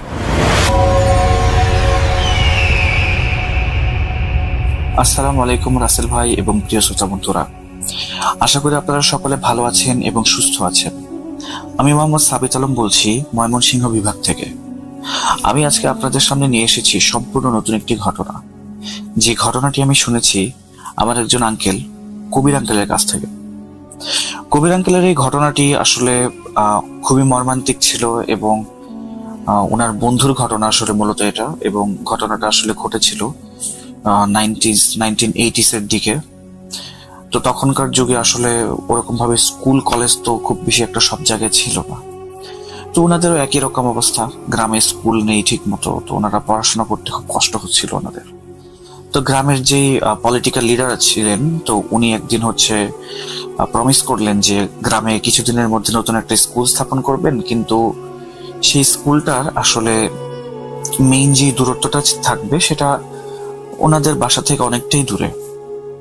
এভাবে আস্তে আস্তে কিছুদিন গেল, টেম্পোরারি একটা স্কুল গঠন করা হলো বাসার কাছেই। সেখানেই আসলে মূলত কবির আঙ্কেল এবং ওনার বন্ধু আশফাক আঙ্কেল দুজনেই পড়াশোনা করতে লাগলেন বাকি বাচ্চাদের সাথে। তো আস্তে আস্তে বছর 2 কেটে যাওয়ার পরে ওনাদের গ্রামের যে পলিটিক্যাল লিডার ছিলেন, উনি ওনার কথা মতো স্কুল একটা বিল্ডিং তৈরি করে দিলেন, এবং সেই বিল্ডিংটার দূরত্ব ছিল প্রায় মোটামুটি 3 থেকে 4 কিলোমিটার কবির আঙ্কেলের বাসা থেকে। তো কবির আঙ্কেল আর আশফাক আঙ্কেলের বাসা মোটামুটি প্রায় কাছাকাছি ছিল, 500-700 মিটারের মতো দূরত্ব হবে। তো প্রথম দিন যেদিন কবির আঙ্কেল এবং আশফাক আঙ্কেল একসাথে স্কুলে যান, স্কুলটাতে যাওয়ার সময় আসলে একটা কবরস্থান পড়ে। তো এই কবরস্থানটা নিয়ে আসলে অনেক মানুষের অনেক ধরনের কথা ছিল, অনেক গুজব ছিল, বা কবরস্থানে কাউকে কাউকে দেখা যায়, এরকম বিভিন্ন ধরনের কথা প্রচলিত ছিল। তো ওনারা কবরস্থানের কাছে যাওয়ার সময় কিছুটা ভয়ই পেতেন যে কবরস্থান পেরিয়ে যেতে হবে, তো যদি কোনো কিছু কখনো দেখে ফেলে। তো তারপর আস্তে আস্তে ওনারা স্কুলের দিকে পৌঁছাতে লাগলেন, পড়াশোনা করতে লাগলেন।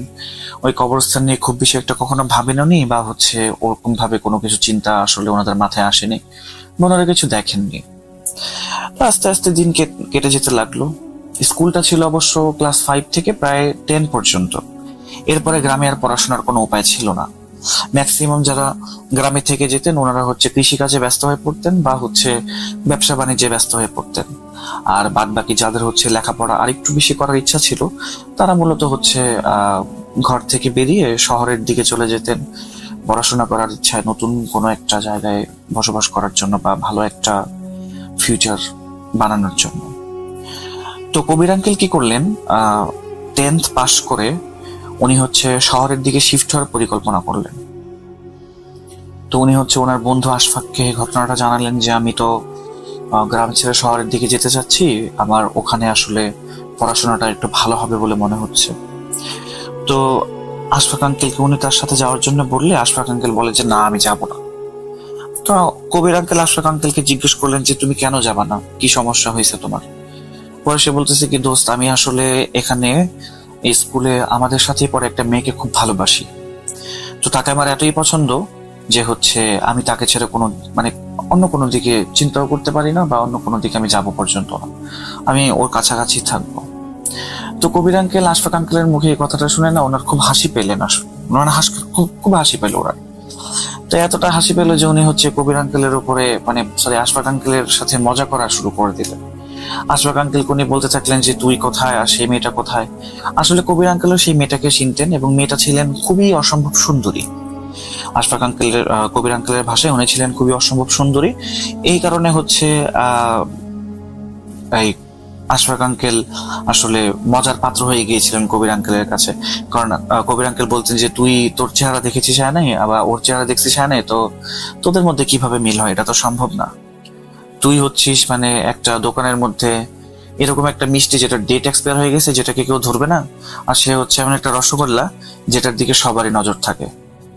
কিন্তু কবির আঙ্কেল এখানে আমাকে বলেছেন যে উনি এই কথাগুলো কখনোই আশফাক আঙ্কেলকে ছোট করার জন্য বলেননি, বা হচ্ছে আশফাক আঙ্কেলকে হার্ট করার জন্য বলেননি। উনি শুধুমাত্র চাচ্ছিলেন যেন আশফাক আঙ্কেল তার জীবনের উন্নতির রাস্তাটা থেকে সরে না যান। কারণ কবির আঙ্কেলের ভাষ্য মতো উনি গ্রামের অনেক ছেলে পেলেকে দেখেছেন যারা এই ভালোবাসার চক্করে পড়ে অনেক জীবন নষ্ট করে ফেলেছেন, অনেকে আবার সুইসাইডও করে নিয়েছেন।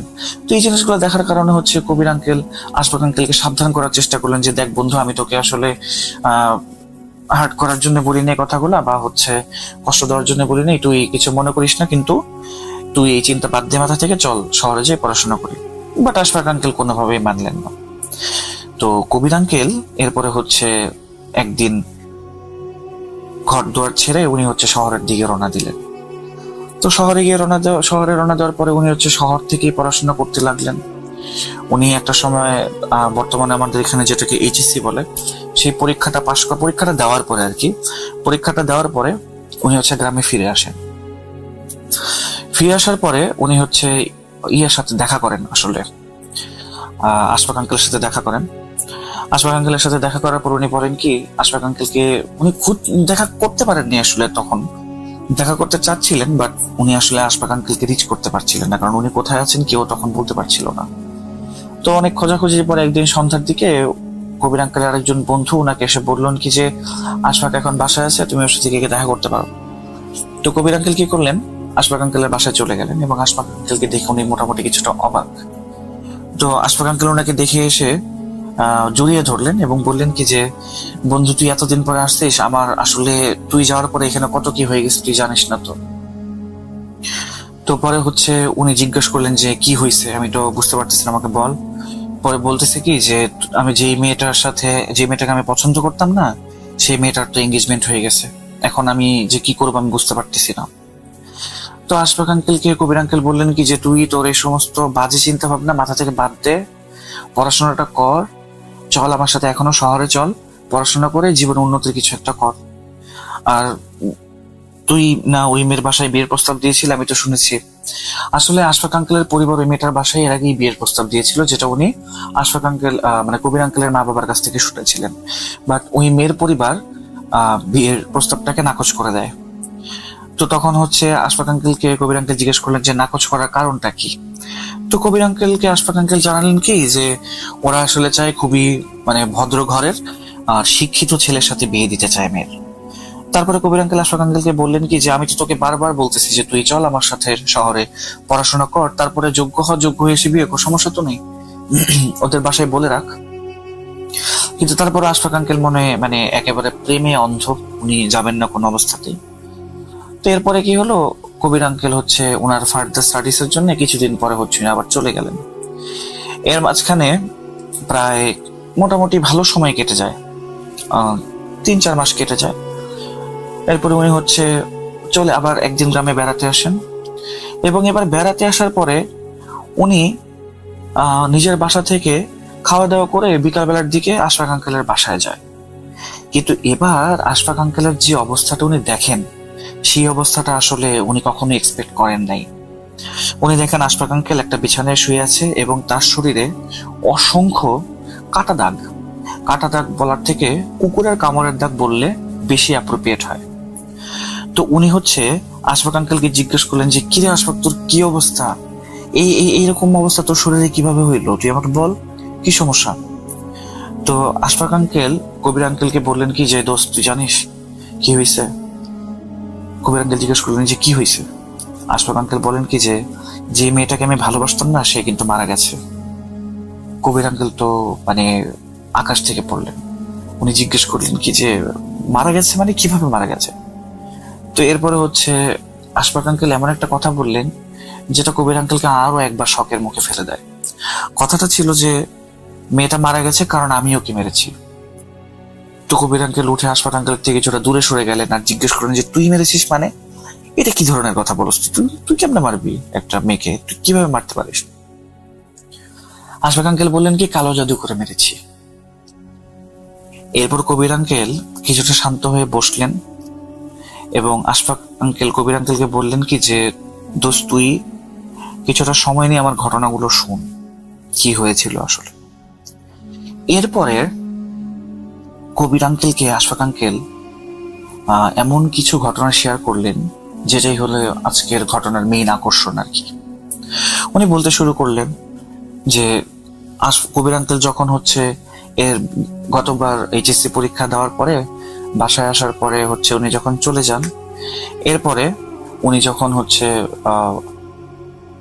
মাঠে কাজকর্ম করতে থাকেন বা স্কুল থেকে খবর পেতে থাকেন, তখন উনি এমন একটা খবর পান যে ওনার পছন্দ করা মেয়েটার বিয়ে ঠিক হয়ে গেছে বা এঙ্গেজমেন্ট হয়ে গেছে। তো কার সাথে এঙ্গেজমেন্ট হয়েছে? আশফাক আঙ্কেলের ভাষ্য মতে ওই মেয়েটার এঙ্গেজমেন্ট হয় এমন একটা মানুষের সাথে যে আসলে আশফাক আঙ্কেলের অনেক বড় একজন শত্রু। তো দেখা সাক্ষাৎ যখন রাস্তায় সেই ব্যক্তির সাথে আশফাক আঙ্কেলের হয়, সে আশফাক আঙ্কেলের মজা ওড়ায়, বলে কি যে, তোর প্রেমিকাকে আমি বিয়ে করব, তোর এখানে কিচ্ছু করার নাই, তুই এখন শুধুমাত্র দেখবি আর জ্বলবি, কিন্তু কিছু করতে পারবি না।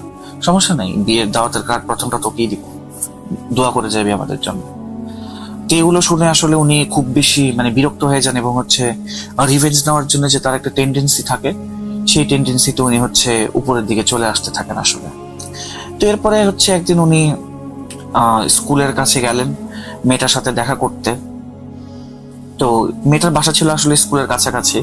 তো উনি মেয়েটার সাথে দেখা করতে গেলেন, কিন্তু মেয়েটা তার সাথে কথাও বললো না এবং দূর দূর করে দাঁড়িয়ে দিলেন। তো এরপরে আশফাক আঙ্কেল যখন ফিরে আসছেন বাসার দিকে, কবরস্থানের দিক থেকে যখন ফিরে আসছেন, তখন উনি দেখেন কি কবরস্থানে একটা লোক বসে আছে। তখন উনি কবির আঙ্কেলের দিকে তাকিয়ে বলেন কি যে, দোস্ত আমরা যে একসাথে স্কুলে যেতাম তখন কিন্তু এই কবরস্থানটার উপর দিয়ে যেতাম, আর এখানে যে একটা লোক বসে থাকতো সেটাকে তুই দেখোস নাই? পর কবির আঙ্কেল মনে করে একটু বললেন কি যে, হ্যাঁ আমি তো দেখছি এরকম একটা লোক, দেখে মনে হইতো যে নেশাখোর হয়তো বা কোনো ভিখারি টাইপের লোক মনে হইতো, ওরকম তো কিছু মনে আমার হয় নাই যে সে খারাপ লোক বা কিছু একটা, কিন্তু এটার কথা তুই কেন বললি? এই কথা শোনার পরে আশফাক আঙ্কেল বললেন কি যে, উনি আসলে না কোনো নেশাখোর না কোনো ভিখিরি, উনি আসলে একজন জাদুকর। এই কথা শুনে কবির আঙ্কেল বললেন কি, তো জাদুকর তো তোর সাথে তার পরিচয়ের কি আছে, বা এর সাথে ওই মেয়েটার মৃত্যুরই বা কি সম্পর্ক, বা তোর এই অবস্থারই বা কি সম্পর্ক? তখন আশফাক আঙ্কেল বললেন কি যে, আমি যখন কবরস্থানের মধ্য দিয়ে যাচ্ছিলাম, কবরস্থানের মাঝখানে রাস্তাটার ভিতর দিয়ে যাচ্ছিলাম, তখন সেই জাদুকরটা আমাকে ডাক দিলেন। ডাক দিয়ে আমাকে বললেন কি, একটা কবরের পাশের একটা ফলক ছিল, ফলকের উপরে আমাকে বসতে বললেন। এরপরে যখন উনি বসলেন সেই ফলকটার উপরে, তখন জাদুকর বললেন কি যে, তুই যে মেয়েটাকে পছন্দ করিস সেই মেয়েটার বিয়ে ঠিক হয়ে গেছে, তাই না? তো আশফাক আঙ্কেল কিছুটা অবাক হন। উনি জিজ্ঞেস করলেন যে, বাবা আপনি এই জিনিসটা কিভাবে জানেন? পরে ওই ব্যক্তিটা বলেন কি যে, জানি, আর এও জানি যে ওর বিয়ে ঠিক হয়েছে যে তোর সবচেয়ে বড় শত্রুর সাথে। তো আশফাক আঙ্কেল চিন্তা করলেন কি, বাহ, আমার প্রেমের ঘটনা এত দূর পর্যন্ত ছড়িয়ে গেছে যে কবরস্থানের একটা পাগল লোক পর্যন্ত এখন আমার ভালোবাসার কথা জানে, গ্রামে গ্রামে আমার ভালোবাসার কথা এতটাই চর্চা। তখন ওই বাবা ব্যক্তিটা আর কি, ওনাকে বাবা সম্বোধন করেছেন উনি ঘটনায়। তো এই বাবাটা তাকে জিজ্ঞেস করলো কি যে তুই কি মেয়েটাকে বিয়ে করতে চাস? তখন হচ্ছে আশফাক আঙ্কেল বললেন কি যে হ্যাঁ বিয়ে তো করতে চাই, কিন্তু কিভাবে সম্ভব, ওর তো এঙ্গেজমেন্ট হয়ে গেছে, এখন কিভাবে কি সম্ভব? পরে লোকটা বললো কি যে বাবা লোকটা বললো যে অনেক কিছুই সম্ভব। এরপর হচ্ছে আশফাক আঙ্কেল বললেন কি যে অনেক কিছু সম্ভব, তাহলে একটা বাবা একটা কাজ করেন, এমন কিছু করেন অন্তত যেন এই মেয়েটা আমার সাথে অন্তত একটু কথা বলে। তো এরপরে সেই বাবা বললেন কি যে তুই কথা বলা তো ছাড়, আমি এমন কিছু করতে পারি যেন এই মেয়েটা তোকে বিয়ে পর্যন্ত করে নিতে পারবে। এই কথা শুনে তো আশফাক আঙ্কেল একেবারে মানে আকাশ থেকে পড়লেন আর খুশিতে আত্মহারা হয়ে গেলেন। উনি বললেন কি যে বাবা আমাকে কি করতে হবে শুধুমাত্র বলেন। বাবা বললেন কি তুই ভেবে নে, এই কাজের মধ্যে আমি তোকে যা করতে বলবো তোকে তাই করতে হবে এবং তোকে সবকিছু ছেড়ে দিতে হবে। তো আশফাক আঙ্কেল জিজ্ঞেস করলেন কি ছাড়তে হবে? তখন সেই ব্যক্তিটা বললেন কি যে তোকে তোর ক্ষুধা ছাড়তে হবে, তোকে আল্লাহ ছাড়তে হবে, তোকে তোর পরিবারের চিন্তা ছাড়তে হবে, সবকিছু ছেড়ে তোকে শয়তানের বশবর্তী হইতে হবে, শয়তানের উপাসক হতে হবে। তো এই কথা শুনে তো হচ্ছে আশফাক আঙ্কেল কিছুটা ওনার মনে কিছুটা হচ্ছে সন্দেহের প্রবণ হয় যে এই ব্যক্তি আমাকে শয়তানের উপাসনা কেন করতে বলবে। আশফাক আঙ্কেল বললেন কি যে হচ্ছে এটা কি বলেন আপনি, আমি আমার একটা মেয়েকে বিয়ে করার জন্য আমার ধর্ম ছেড়ে দিব ভবিষ্যতে, তাহলে হচ্ছে আখিরাতে আমার কি হবে? ওখানে তো তাহলে আমার কোনো জায়গা থাকবে না। তো পরে লোকটা বললো কি যে তুই ভেবে নে কি করবি না করবি, দেখ। এরপর হচ্ছে আশফাক আঙ্কেল সেখান থেকে চলে আসলেন। তো এরপর দিন আশফাক আঙ্কেলের বাসায় এঙ্গেজমেন্টের পরে একটা ওই মেয়েটার আর কি এঙ্গেজমেন্টের পরে ফ্যামিলিগতভাবে একটা অনুষ্ঠান ছিল। সেই অনুষ্ঠানের দাওয়াত ওই যে তার শত্রু ছিল সেই শত্রুর মা বাবা এসে দিয়ে গেলেন। দুই পরিবারের মাঝখানে একটা মিট আপের দাওয়াত ছিল আর কি। তো এটা দেখে তো উনি আরো বেশি রেগে গেলেন। তখন উনি যখন রাস্তা দিয়ে হেঁটে হেঁটে ক্ষেত খামারের দিকে যাচ্ছিলেন, তখন হচ্ছে ওই সেই ব্যক্তি যার সাথে মেয়েটার বিয়ে ঠিক হয়ে গেছে তার সাথে দেখা, এবং সেই ব্যক্তিটা কি করলো আশফাক আঙ্কেলকে নিয়ে মজা করা শুরু করলো যে দেখ কালকে একটা অনুষ্ঠান আছে, আমাদের বিয়ে ঠিক তাড়াতাড়ি মতো হয়ে যাবে, আর তুই কি করবি, ক্ষেত খামারে খাটবি আর ধান বিক্রি করে খাবি, যা তুই হারলি আমি জিতছি। তো এই কথা শোনার পরে না সে অনেক বেশি খেপে যায়, আশরাফ আঙ্কেল অনেক বেশি খেপে যায়, এবং উনি কি করে সেই কবরস্থানে সেই বাবার কাছে চলে যায়। বলে কি যে বাবা যা করতে হবে বলবি আমি তাই করব, কিন্তু তুই এই মেয়ের সাথে আমার বিয়ে ঠিক করাই দিবি। বাবা বললো কি যে তুই ভেবে নে, কিন্তু এই কাজ করতে গেলে তোকে সবকিছু ছাড়তে হবে। আমি যদি তোকে বলি যে তুই উপরের দিকে থুতু মেরে নিজে সেটা খা, তোকে সেটা খেতে হবে। আমি যদি বলি যে হচ্ছে তুই নর্দমার ভেতরে গিয়ে শুয়ে থাক, তোকে শুয়ে থাকতে হবে। আমি যদি বলি যে এখানে যতগুলো কবর আছে সবগুলো কবরে সিজদা কর, সিজদা করতে হবে। আমি যদি তোকে বলি কোনো মূর্তি বানিয়ে যে মূর্তিতে সিজদা কর, করতে হবে। ইভেন আমি যদি তোকে কোনো কবরের উপরে মূত্র বিসর্জন করতে বলি সেটাও তোকে করতে হবে। তো কিন্তু আশফাক আঙ্কেল তখন এত বেশি কি বলবো রাগের ক্রোধের বশবর্তী এত বেশি অন্ধ হয়ে গিয়েছিলেন যে উনি এই জাদুকর বাবার কথাগুলো মেনে নেন, এবং এরপরে জাদুকর এই কথাও বলে যে হচ্ছে তুই যখন এই কাজে একবার ঢুকবি তখন আমি যাই বলবো তোকে তাই করতে হবে, তুই আমাকে কোনো প্রশ্ন করতে পারবি না। যদি প্রশ্ন করিস তাহলে হচ্ছে তোর সমস্যা হবে, এবং এই কাজের মাঝখানে যদি কোনো কারণে তুই কাজটা ছেড়ে দিস তাহলে তোর অবস্থা এমন হবে যেটা তুই কখনো স্বপ্নেও কল্পনা করতে পারবি না। এরপরে উনি হচ্ছে জাদুকরের কথায় সম্মতি দিলেন, এবং পরবর্তী দিন থেকে জাদুকর তাকে তার কাছে যাওয়ার জন্য আদেশ দিলেন। প্রথম 30 দিন ওনাকে জাদুকর একটা কাজ করিয়েছেন, সেটা হচ্ছে কবরস্থানের যতগুলো কবর ছিল এর মধ্যে কিছু কিছু কবর ছিল হাজিদের কবর ছিল, বা হচ্ছে হাজি না আসলে আলেম ওলামাদের কবর ছিল। তারপরে হচ্ছে আপনার এলাকার ভালো ভালো মুরব্বী মানুষ যারা সমাদৃত ছিলেন ধর্মকর্ম করার জন্য, সেই সমস্ত ব্যক্তিদের কবরের উপরে থুতু ফেলার কাজ ছিল প্রথম 30 দিন ওনার। তো প্রথম 30 দিন উনি এই কাজটা করলেন। এই কাজটা করার পরে প্রথম 30 দিন এই কাজটা করার পরে আসলে উনি দেখলেন কি যে হচ্ছে কোনো উন্নতি হচ্ছে না।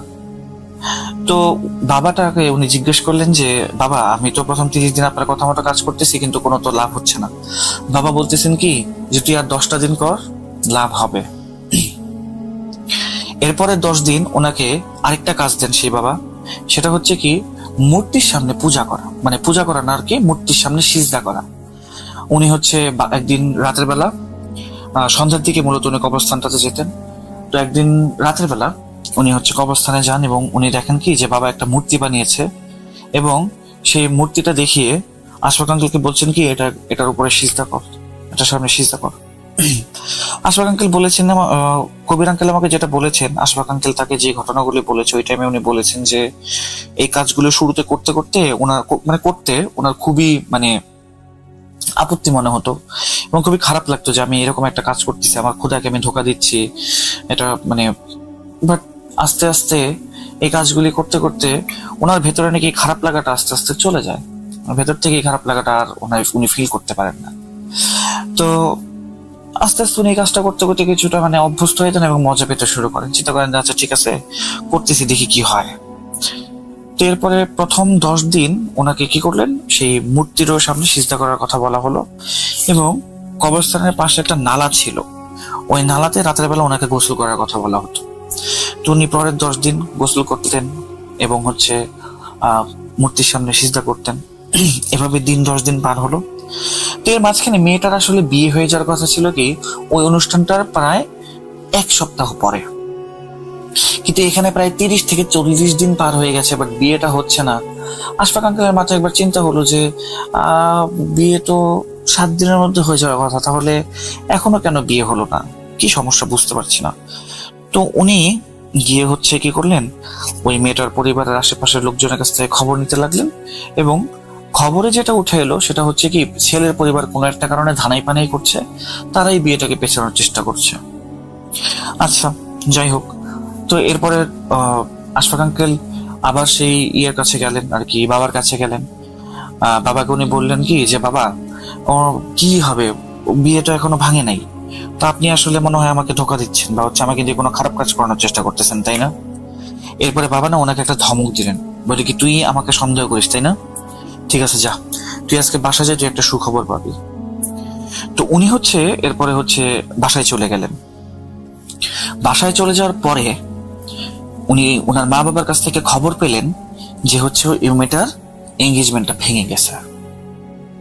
তো উনি এই কথা শুনে মানে বাবার উপরে তার বিশ্বাস যেন আর অগাধ হয়ে গেল এবং উনি খুশিতে লাফালাফি করতে করতে ওনার মা বাবাকে বললেন কি যে তোমরা আবার যাও, মেয়েটার বাসায় আবার বিয়ের প্রস্তাব দাও।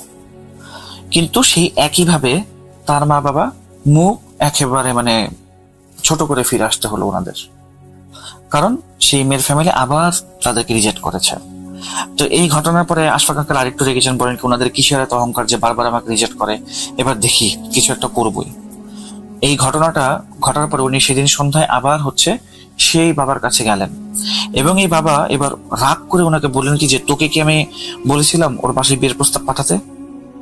পরে বলে যে বাবা আমি ভাবছি কি যে মেয়েরটা যেহেতু বিয়ে ভেঙে গেছে, তো আমি এখন প্রস্তাব দিলে হয়তো রাজি হবে। তখন সেই বাবা বলেন কি আরেকবার আমি বলার আগে যদি তুই কোনো কিছু করিস তাহলে এর ফল তোকে ভোগ করতে হবে। পরে আশফাক আঙ্কেল বললেন কি আচ্ছা ঠিক আছে বাবা, দুঃখিত, আপনি আমাকে কি করতে বলেন আমি করবো সেটা। তো সেদিন হচ্ছে সেই বাবা লোকটা তাকে বললেন কি যে তুই আজকে রাতের বেলা একটা বাচ্চা নিয়ে আসবি, যে বাচ্চাটার বয়স হবে 10 বছরের মতো, 5 থেকে 10 বছর এরকম বয়সী একটা বাচ্চা নিয়ে আসবি। তো আশফাক আঙ্কেল রাতের বেলা হচ্ছে সেদিন রাতের বেলা তো আনতে পারে নাই। তো পরের দিন হচ্ছে সন্ধ্যার দিকে উনি হচ্ছে যখন বাচ্চারা ঘরে ফিরে খেলাধুলা করে, গ্রামের বাচ্চারা একসাথে মাঠে খেলাধুলা করে, তো একটা বাচ্চাকে উনি কি করলেন, টফি বা চকলেটের লোভ দেখায় উনি হচ্ছে নিয়ে চলে আসলেন ওই বাবার কাছে। তো আনার পরে উনি দেখলেন কি যে বাবা অলরেডি একটা মানে হবন কুণ্ডর মতো কিছু একটা বানাইছেন এবং ওখানে হচ্ছে আগুন ধরায় রাখছেন। তো এরপরে উনি হচ্ছে বাবাকে জিজ্ঞেস করলেন যে আমি তো বাচ্চাটাকে নিয়ে আসছি, এখন কি করতে হবে? বাবা বললেন কি যে এই বাচ্চাটাকে ধরে আগুনের মধ্যে মানে ফেলে দে। এই কথা শুনে তো আশফাক আঙ্কেল মানে একেবারে হতভম্ব হয়ে গেলেন যে বাবা এটা কি বলে, আমি জলজন্ত একটা বাচ্চাকে কি কারণে হচ্ছে আগুনে ফেলে দিব, এটা কিভাবে সম্ভব? আমি তো কারো জান নেওয়ার জন্য এই কাজে আসিনি।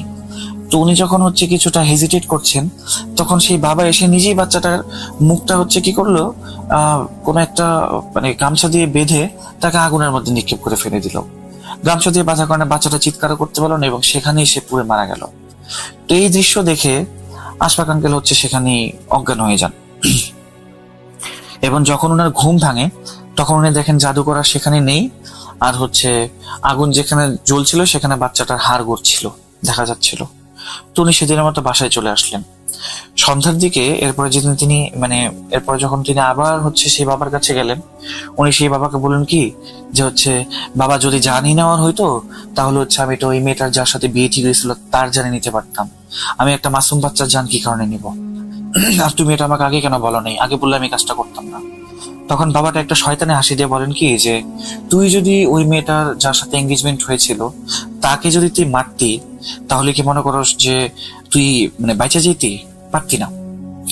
তোর উপরে এই দোষটা আসতো, তোকে জেল খাটতে হইতো। তো জেলে গেলে তুই মেয়েটাকে বিয়ে কিভাবে করতে? আর তোর মনে কর তর্কের খাতিরে মেনে নিলাম তুই জেল থেকে বেরোয় আসলি, বেরোয় আসলে কি ওই মেয়েটা তোকে বিয়ে করতে রাজি হইতো? যার হবু জামাইকে তুই মেরেছিস সে কি তোকে বিয়ে করতে রাজি হতো নাকি বল? তো এরপরে আমি চিন্তা করলাম কি যে বাবা কথাটা আসলে ভুল বলে নাই। যাই হোক, এখন যেটা হওয়ার সেটা হয়ে গেছে, এখন আর কিছু করার নেই। তো এরপরের দিন জাদুকর বললেন কি যে তুই আগামীকালকে আসবি, আর হচ্ছে এখানে যতগুলো কবর আছে সবগুলো কবরের উপরে তুই প্রস্রাব করবি।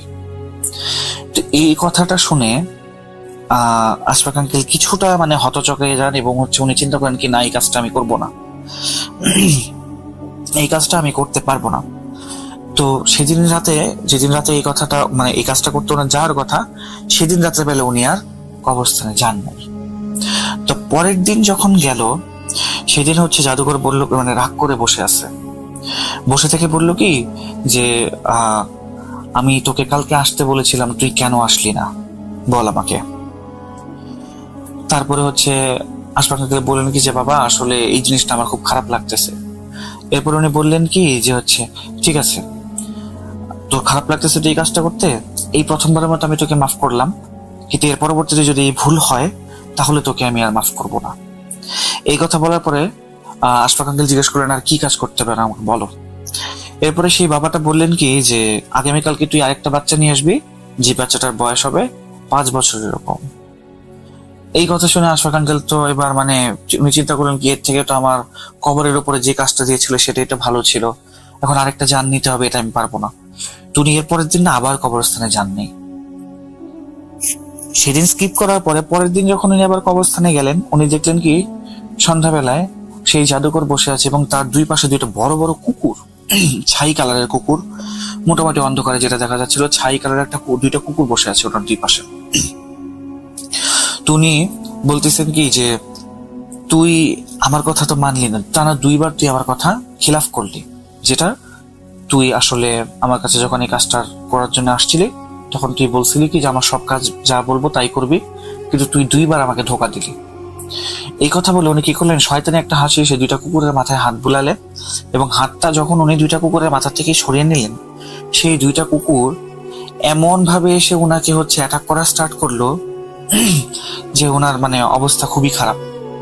তো এখানে আমি আসলে একটা কথা মিস করে গেছি আসলে লিসেনার্স, সেটা হচ্ছে কি যে সেই বাচ্চাটাকে যখন মারা হয়েছিল, সেই 10 বছরের বাচ্চাটাকে, ওই বাচ্চাটাকে যখন গ্রামের মানুষ খোঁজা শুরু করে, ওই টাইমে আশফাক আঙ্কেল কিছুটা ভয় পায় যে কেউ তো আমাকে দেখে নাই, যে এই বাচ্চাটা আমি নিয়ে আসলাম যে কেউ কি দেখে নাই কিনা, বা হচ্ছে ওই কবিরাজ তো আমাকে বলে নাই যে হচ্ছে ওকে মেরে ফেলা হবে, তো যদি এই ঘটনা আমি জানতাম তাহলে হয়তো বা তাকে লুকিয়ে লুকিয়ে আমি আনতাম, বাট মনে হয় কেউ দেখে নাই।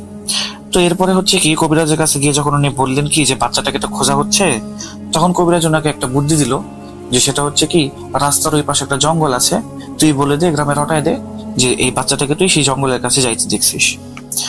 এটা করে কি হবে, সবাই বুঝতে পারবে কি যে জঙ্গলি জানোয়ার আক্রমণে হয়তো বাচ্চাটাকে নিয়ে গেছে এবং মেরে ফেলছে। তো গ্রামের মানুষের তখন এমনি অনেক বাচ্চা কাচ্চা, একটা পরিবার অনেক বাচ্চা কাচ্চা থাকে, তো আসলে ওরকম ভাবে একটা বাচ্চা না থাকলে কারো কোনো কিছু আসে যায় না বলে মনে হয় আর কি ওই টাইমে। তো যাই হোক, এরপরে আবার কবিরাজের ঘটনায় ফিরে আসি। সেটা হচ্ছে কি যে কুকুর 2টার মাথা থেকে যখন কবিরাজ হাত সরালো, তখন আশফাক আঙ্কেলের উপরে সেই কুকুরগুলো হামলা করলো এবং শরীরে কামড় দিয়ে একবারে ভরিয়ে ফেললো। তো এরপরে কবিরাজ আশফাক আঙ্কেলকে বললেন কি যে এরপর যদি কখনো আর এরকম ভুল হয় তাহলে হচ্ছে তোকে আর ছাড়বো না, এবার যা বাচ্চা নিয়ে আসবি 1 সপ্তাহ পরে সুস্থ হয়ে নে। এরপরে উনি হচ্ছে গ্রামে একজন চিকিৎসক হাকিমের কাছে গেলেন। উনি হচ্ছে কিছু ওষুধ দেওয়ার পরে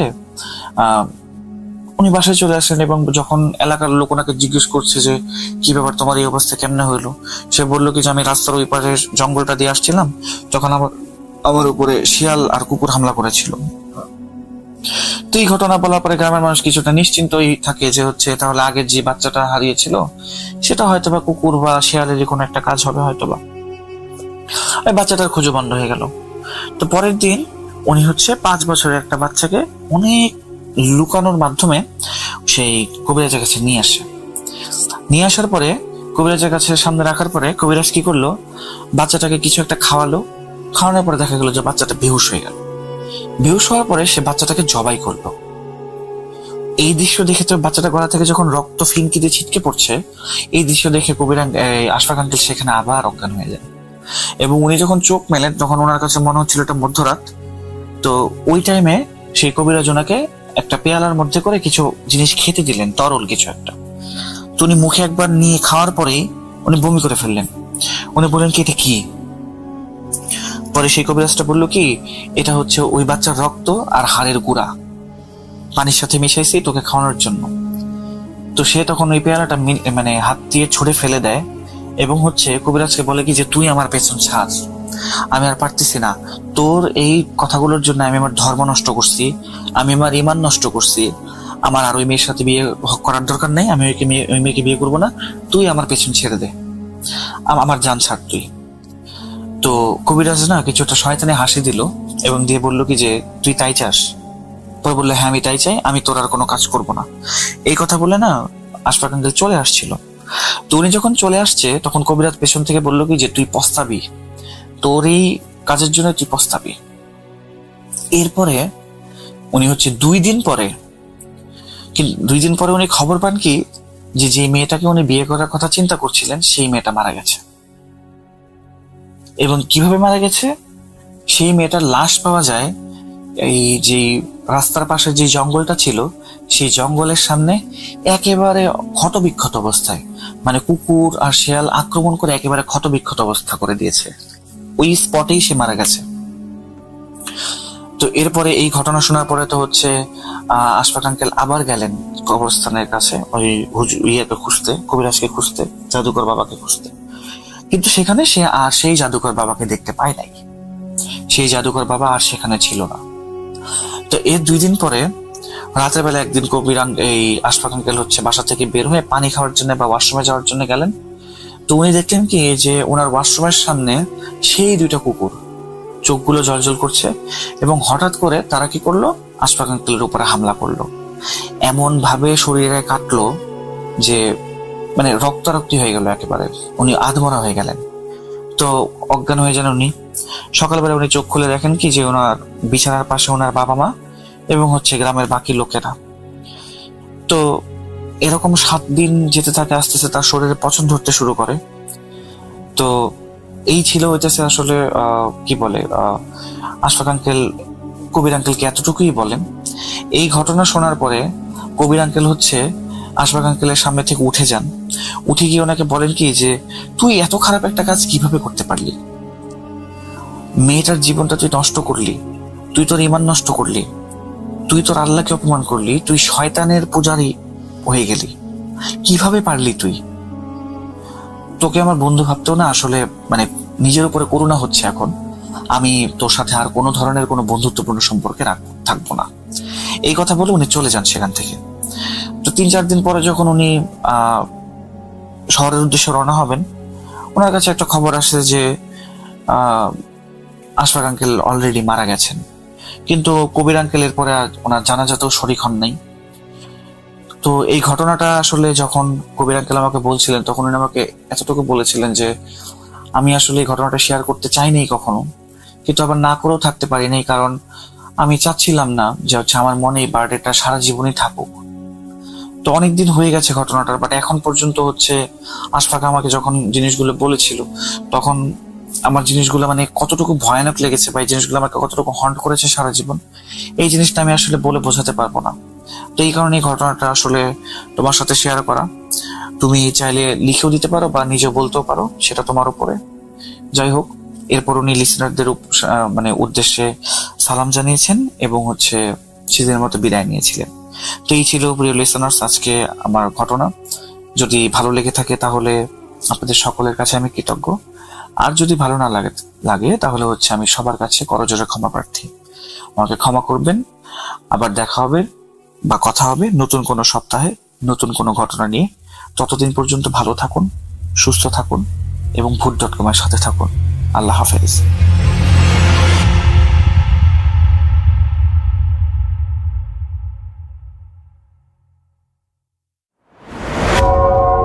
আবারও রাতের আঁধারে ভয়ের রাজ্য ফুঁড়ে ফিরেছি সেই পুরনো সুরে। বিশ্বাস করা বা না করা আপনার ব্যাপার, but the old music comes alive. Bhoot.com. The fear returns with Russell. আরও একবার আপনাদের সবাইকে স্বাগত জানাচ্ছি আমি রাসেল। আশা করছি সাবিত আলমের পাঠানো অডিও ক্লিপটি আপনাদের ভালো লেগেছে। এখন একটি অন্য অডিও ক্লিপে যাব। আশা করছি যে এই অডিও ক্লিপটি আপনাদের ভালো লাগবে, কারণ আমরা চেষ্টা করছি সবচেয়ে ভালো, সবচেয়ে আকর্ষণীয় যে সমস্ত অডিও ক্লিপ সেগুলো আপনাদের সামনে উপস্থাপন করার। দেখুন কেমন লাগে শুনে, আর আপনাদের মতামত অবশ্যই কমেন্ট সেকশনে জানাতে ভুলবেন না।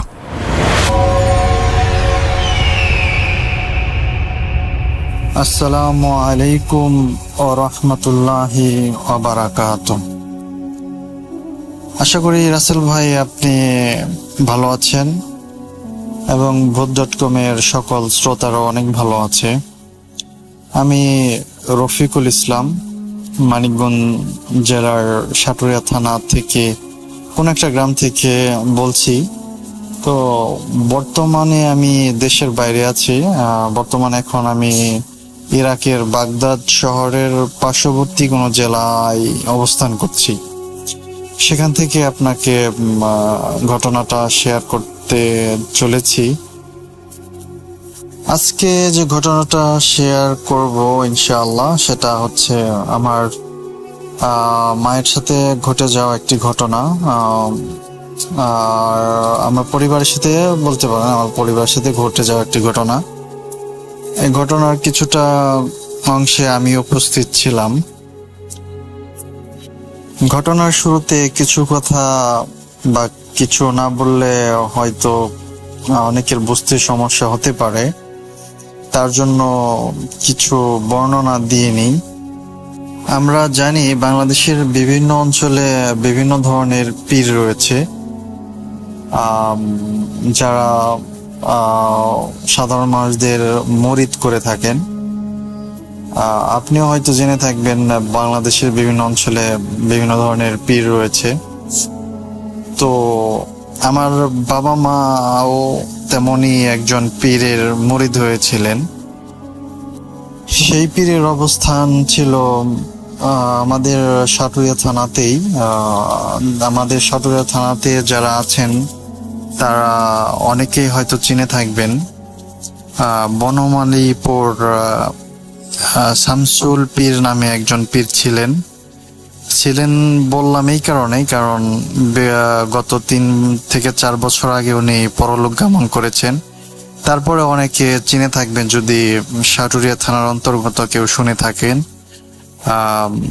আর গ্রামটা শুদ্ধ ভাষায় বনমালীপুর বলে, অনেকে গ্রাম্য ভাষায় বয়নালপুর বলে থাকেন। সেটা বয়নালপুর নামেই পরিচিত লাভ করেছে বেশি।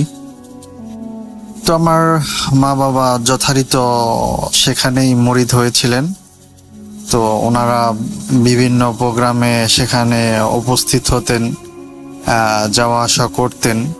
তেমনই ভাবে আমার বাবা কোনো একটা প্রোগ্রামে সেখানে কোনো একটা ভুল করে ফেলেন। তো সেই ভুলের খেসারত আমার মাকে দিতে হয়। ওই ভুল করার কারণে তো ওখানে সম্ভবত জিন থাকেন। কোন একটা জিন আমার মার উপরে আছর করে। তো এরই মধ্যে আমার মা ওই জিন দ্বারা পুরোপুরি আক্রান্ত হয়ে যায় এবং উল্টাপাল্টা বলতে থাকে। বয়সে যারা বড় আছেন তাদের সবাইকে তুই মুই করে বলতে থাকে। মানে তার আচরণ স্বাভাবিক থেকে অস্বাভাবিকে চলে যায়। আমরা যেরকমটা দেখছি তো ওরকমটা ছিল না, মানে পুরাই অ্যাবনর্মাল আচরণ করতে থাকে। তো এক পর্যায়ে পীর সাহেব, মানে আমার মা বাবার যে পীর সাহেব, উনি সম্পর্কে আমার দাদা হন, উনি বিষয়টা জানতে পারেন। তো এরই মধ্যে বেশ কয়েকদিন চলে যায়। আমার মার মধ্যে অনেক সমস্যা দেখা যায়। আমার মা দেখা যায় বাড়িতে থাকে না, অনেককে তুইমুই করে কথা বলে, স্বাভাবিক আচরণ করে না, বিভিন্ন ধরনের সমস্যা দেখা দিতে থাকে। তো এক পর্যায়ে আমার বাবাও একজন দিনমজুর ছিলেন, ভ্যান চালক ছিলেন। ভ্যান চালিয়ে সংসার চালাতে হতো, তাকে অনেক কষ্ট করতে হতো। তো আমার বাবা আমার মাকে নিয়ে একটা সমস্যায় পড়ে যান। তখন মাকে নিয়ে ওই যে পীর আছে না, আমরা যাকে পীর সাহেব বলে জানি, বা যাকে আমরা দাদা বলে থাকি আর কি, তো ওনার কাছে শরণাপন্ন হন বিষয়টা নিয়ে। তো ওনার কাছে যাওয়ার পরে আমার মা আরো বেশি উত্তেজিত হয়ে যান, মানে ওনাকে পর্যন্ত তুইমুই করে কথা বলতে থাকে, গালিগালাজ করতে থাকে। তখন আমি উপস্থিত ছিলাম যখন পরবর্তী সময় নিয়ে গেছিল আমার বাবা ওনার কাছে আমার মাকে চিকিৎসা করানোর জন্য। তো আমার মা কোনোভাবেই শান্ত হচ্ছিল না, মানে আমিও আমার মাকে ধরে রাখছিলাম, তো ধরে রাখতে পারতেছিলাম না, অনেক শক্তি খাটাচ্ছিল। মানে মনে হয় যেন গায়ে অনেক শক্তি এসে পড়েছে, তার এত শক্তি গায়ে। তো তখন যে পীর সাহেব, উনি সম্পর্কে তো আমার দাদা হয় বললাম, তো উনি আমাকে বললেন যে তুমি আমি সঠিক বলতে পারতেছি না সংখ্যাটা কত, অনেক আগের ঘটনা। ঘটনাটার সময়কাল সম্ভবত 2010 থেকে 2013 সাল এর মধ্যে হবে ঘটনাটা। অনেক আগেকার ঘটনা, সঠিক মনে নাই সংখ্যাটা আমার। উনি আমাকে মাছি মারতে বলেছিলেন, তবে বেজোড় সংখ্যা হবে সেটা স্পষ্ট মনে আছে। হয় 3টে মারতে বলেছিলেন, না হয় 5টা মাছি আমাকে মারতে বলেছিলেন, এরকমটা হবে। তো আমি মাছি মেরে ওনার কাছে দিলাম। তো উনি একটা বাটিতে হালকা একটু সরিষার তেল নিয়ে তো কিছু একটা পরে আর কি মাছিটাকে ওই তেলের মধ্যে চুবিয়ে তারপরে একটু মালিশ করে দিতে বললেন। তো আমার বাবা কিছুটা মালিশ করে দিলেন, তাহলে মানে তারপর কিছুটা আমার মা শান্ত হলো, মানে যে উত্তেজিত ছিল তারপরে কিছুটা শান্ত হলো। তো তার কিছুক্ষণ পর, মানে বেশ কয়েক ঘন্টা পর আবার উনি উত্তেজিত হয়ে যান, মানে আগের মতো কেমন জানি আচরণ করতে থাকেন, সেই অ্যাবনর্মাল ব্যবহার করতে থাকেন। তো তারপরে উনি এক সময় ওনার কাছ থেকে ছটফট করে চলে এসে ওনার বাড়ি থেকে প্রায় হালকা একটু দূরে, মানে হেঁটে যেতে প্রায় 1 মিনিট থেকে 2 মিনিট সময় লাগবে, একটা পুকুরের ধারে চলে যান। পুকুরটার নামে অনেক মানুষ বলে থাকেন। তো ওখানে যে পুকুরটা ছিল ওটাকে তালাপের পাড় নামে অনেকে চিনে থাকবে, এবং সাটুলিয়া থানার অন্তর্গত যারা আছেন তারা মানে আশা করি সবাই চিনতে পারবে। এছাড়াও ওনার বিভিন্ন জেলা থেকে অনেক মুরিদ এসে থাকেন, তো তারাও যদি শুনে থাকে বিষয়টা, তো জায়গাটা চিনে থাকবে আর কি। তালাপের পাড় নামে একটা পুকুর ছিল, এখনো আছে সেটা। তো ওখানে চলে আসেন। আর পুকুরটা হচ্ছে আপনার এমন একটা জায়গা, সেটা হচ্ছে আপনার পুরাটা আপনার একটা মানে ধানি জমি চাষ, যেমন মাঠ ফসল মাঠের মাঝখানে এমনটা মতো অবস্থান আর কি। ওদিকে যোগাযোগ ব্যবস্থাটা খুব একটা সুবিধার ছিল না তখন, এখন কিছুটা হয়েছে রাস্তাঘাট আর কি, তো তো তখন খুব একটা সুবিধার ছিল না। আরেকটু ক্লিয়ার করে যদি বলি তাহলে হয়তো বুঝতে পারবেন। ধরুন বড় একটা পুকুর, পুকুরের মাঝখান দিয়ে, সোজা মাঝখান দিয়ে যদি একটা রাস্তা যায়, রাস্তার দুপাশে আপনার জমি পড়বে, রাস্তার দুপাশে জমি পড়বে এবং সব দিকে জমি পড়বে।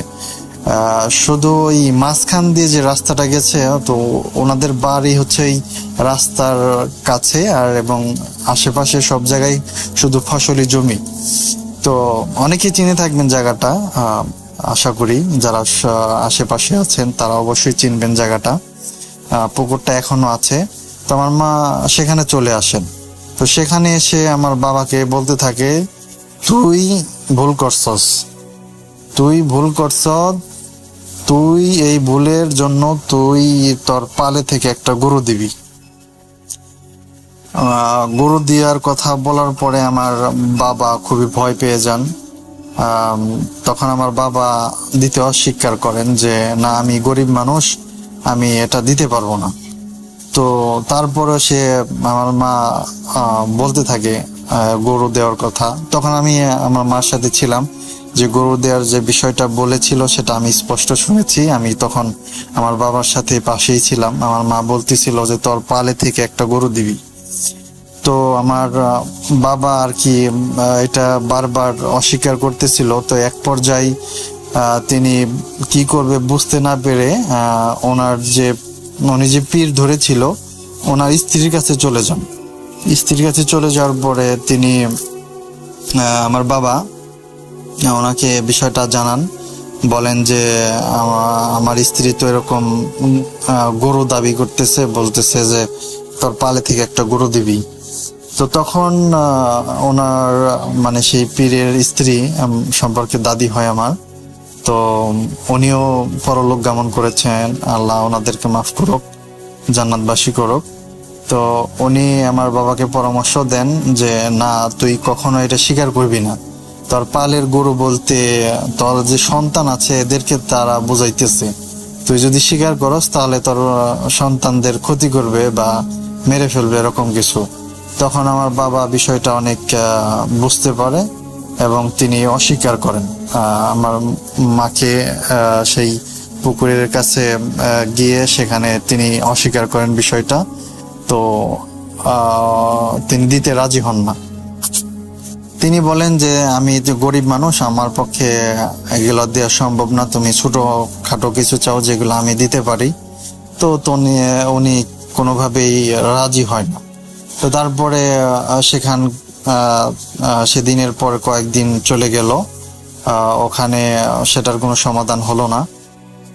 আর সেখানে বলতে আমি ওই তালাবের পার যে পুকুরটা আছে আমি সেখানকার কথা বলতেছি। সে বিষয়টা ওখানে দাঁড়িয়ে দাঁড়িয়ে এই কথাগুলো চলতেছিল। আসলে পুকুরটা অনেক কথা আছে, আমি লোকমুখে শোনা যায় সেই পুকুরকে নিয়ে নাকি অনেক ঘটনা আছে, যদিও আমি সেটা শুনিনি। তবে আমার মার মুখে একটা ঘটনা শুনেছিলাম, সেটা ঘটনার শেষে বলবো। তো ওই দিনের পর ওই পুকুরের এই ঘটনার পর তো বেশ কয়েকদিন কেটে যায়। তো আমার মাকে ভালো করার জন্য আমার বাবা অনেক চেষ্টা করতে থাকেন, বিভিন্ন জায়গায় বৈঠক দিতে থাকেন। বৈঠক বলতে অনেকে গ্রাম্য যারা আছেন, গ্রামে থাকেন, তারা অবশ্যই বুঝে থাকবেন যে বৈঠক বলতে আসলে একটা আসন পেতে জিন তাড়ানোর যে বিষয়গুলা ওগুলা করা হয়। তো ওইগুলা অনেক বার করে, আমাদের বাড়িতেও কয়েকবার করা হয়েছে, আমি নিজে থেকেও সেগুলো দেখছি। আসলে এগুলো করতে অনেক খরচ হয়ে যায়, অনেক টাকা পয়সাও লাগে। তো এরকম ভাবে বেশ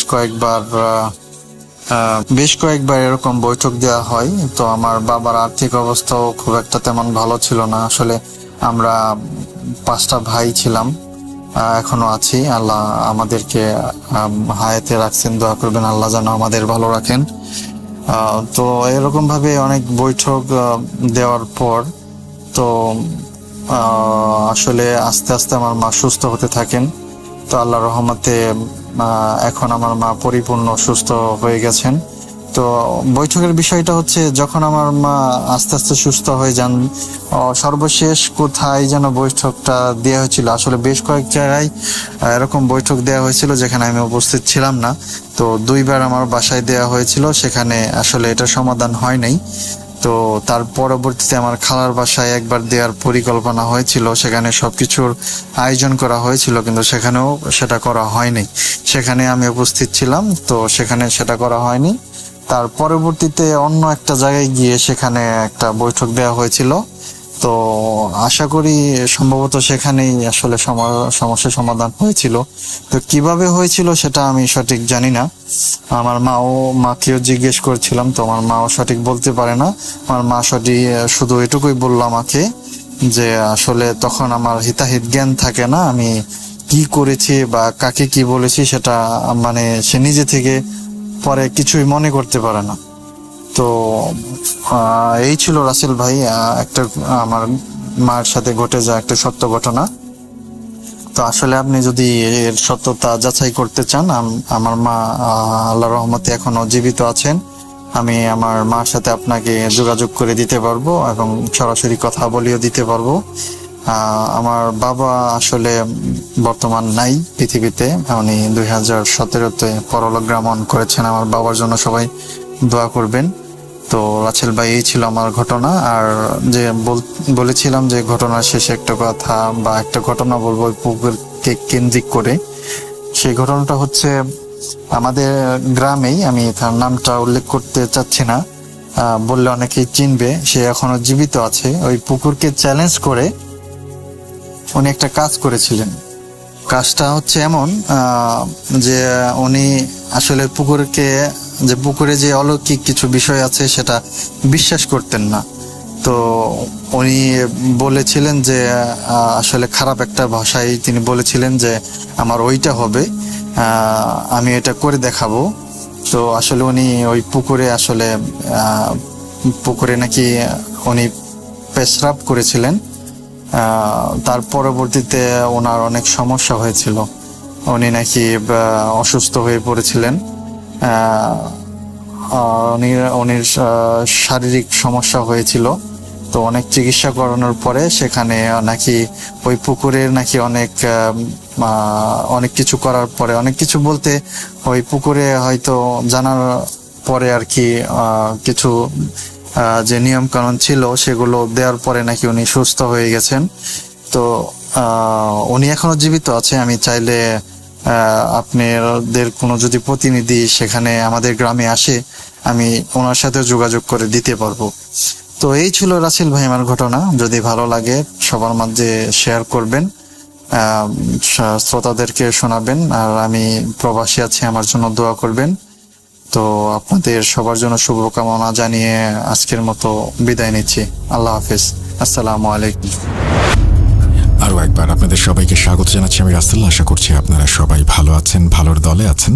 আমিও ভালো আছি, ভালোর দলে আছি। এবং এতক্ষণ পর্যন্ত শুনছিলেন ভূত.com-এর একটা এপিসোড। বার্থডে যেহেতু সামনে, আমরা সবগুলো এপিসোডকেই চেষ্টা করছি স্পেশাল করে তুলতে। আমার মনে হয় যে আজকে প্রথম থেকে শেষ পর্যন্ত আজকের এই এপিসোডটি আপনাদের ভালো লেগেছে। যদি ভালো লাগে অবশ্যই আমাদের জানাবেন, যদি ভালো না লাগে সেটাও আমাদেরকে জানাবেন।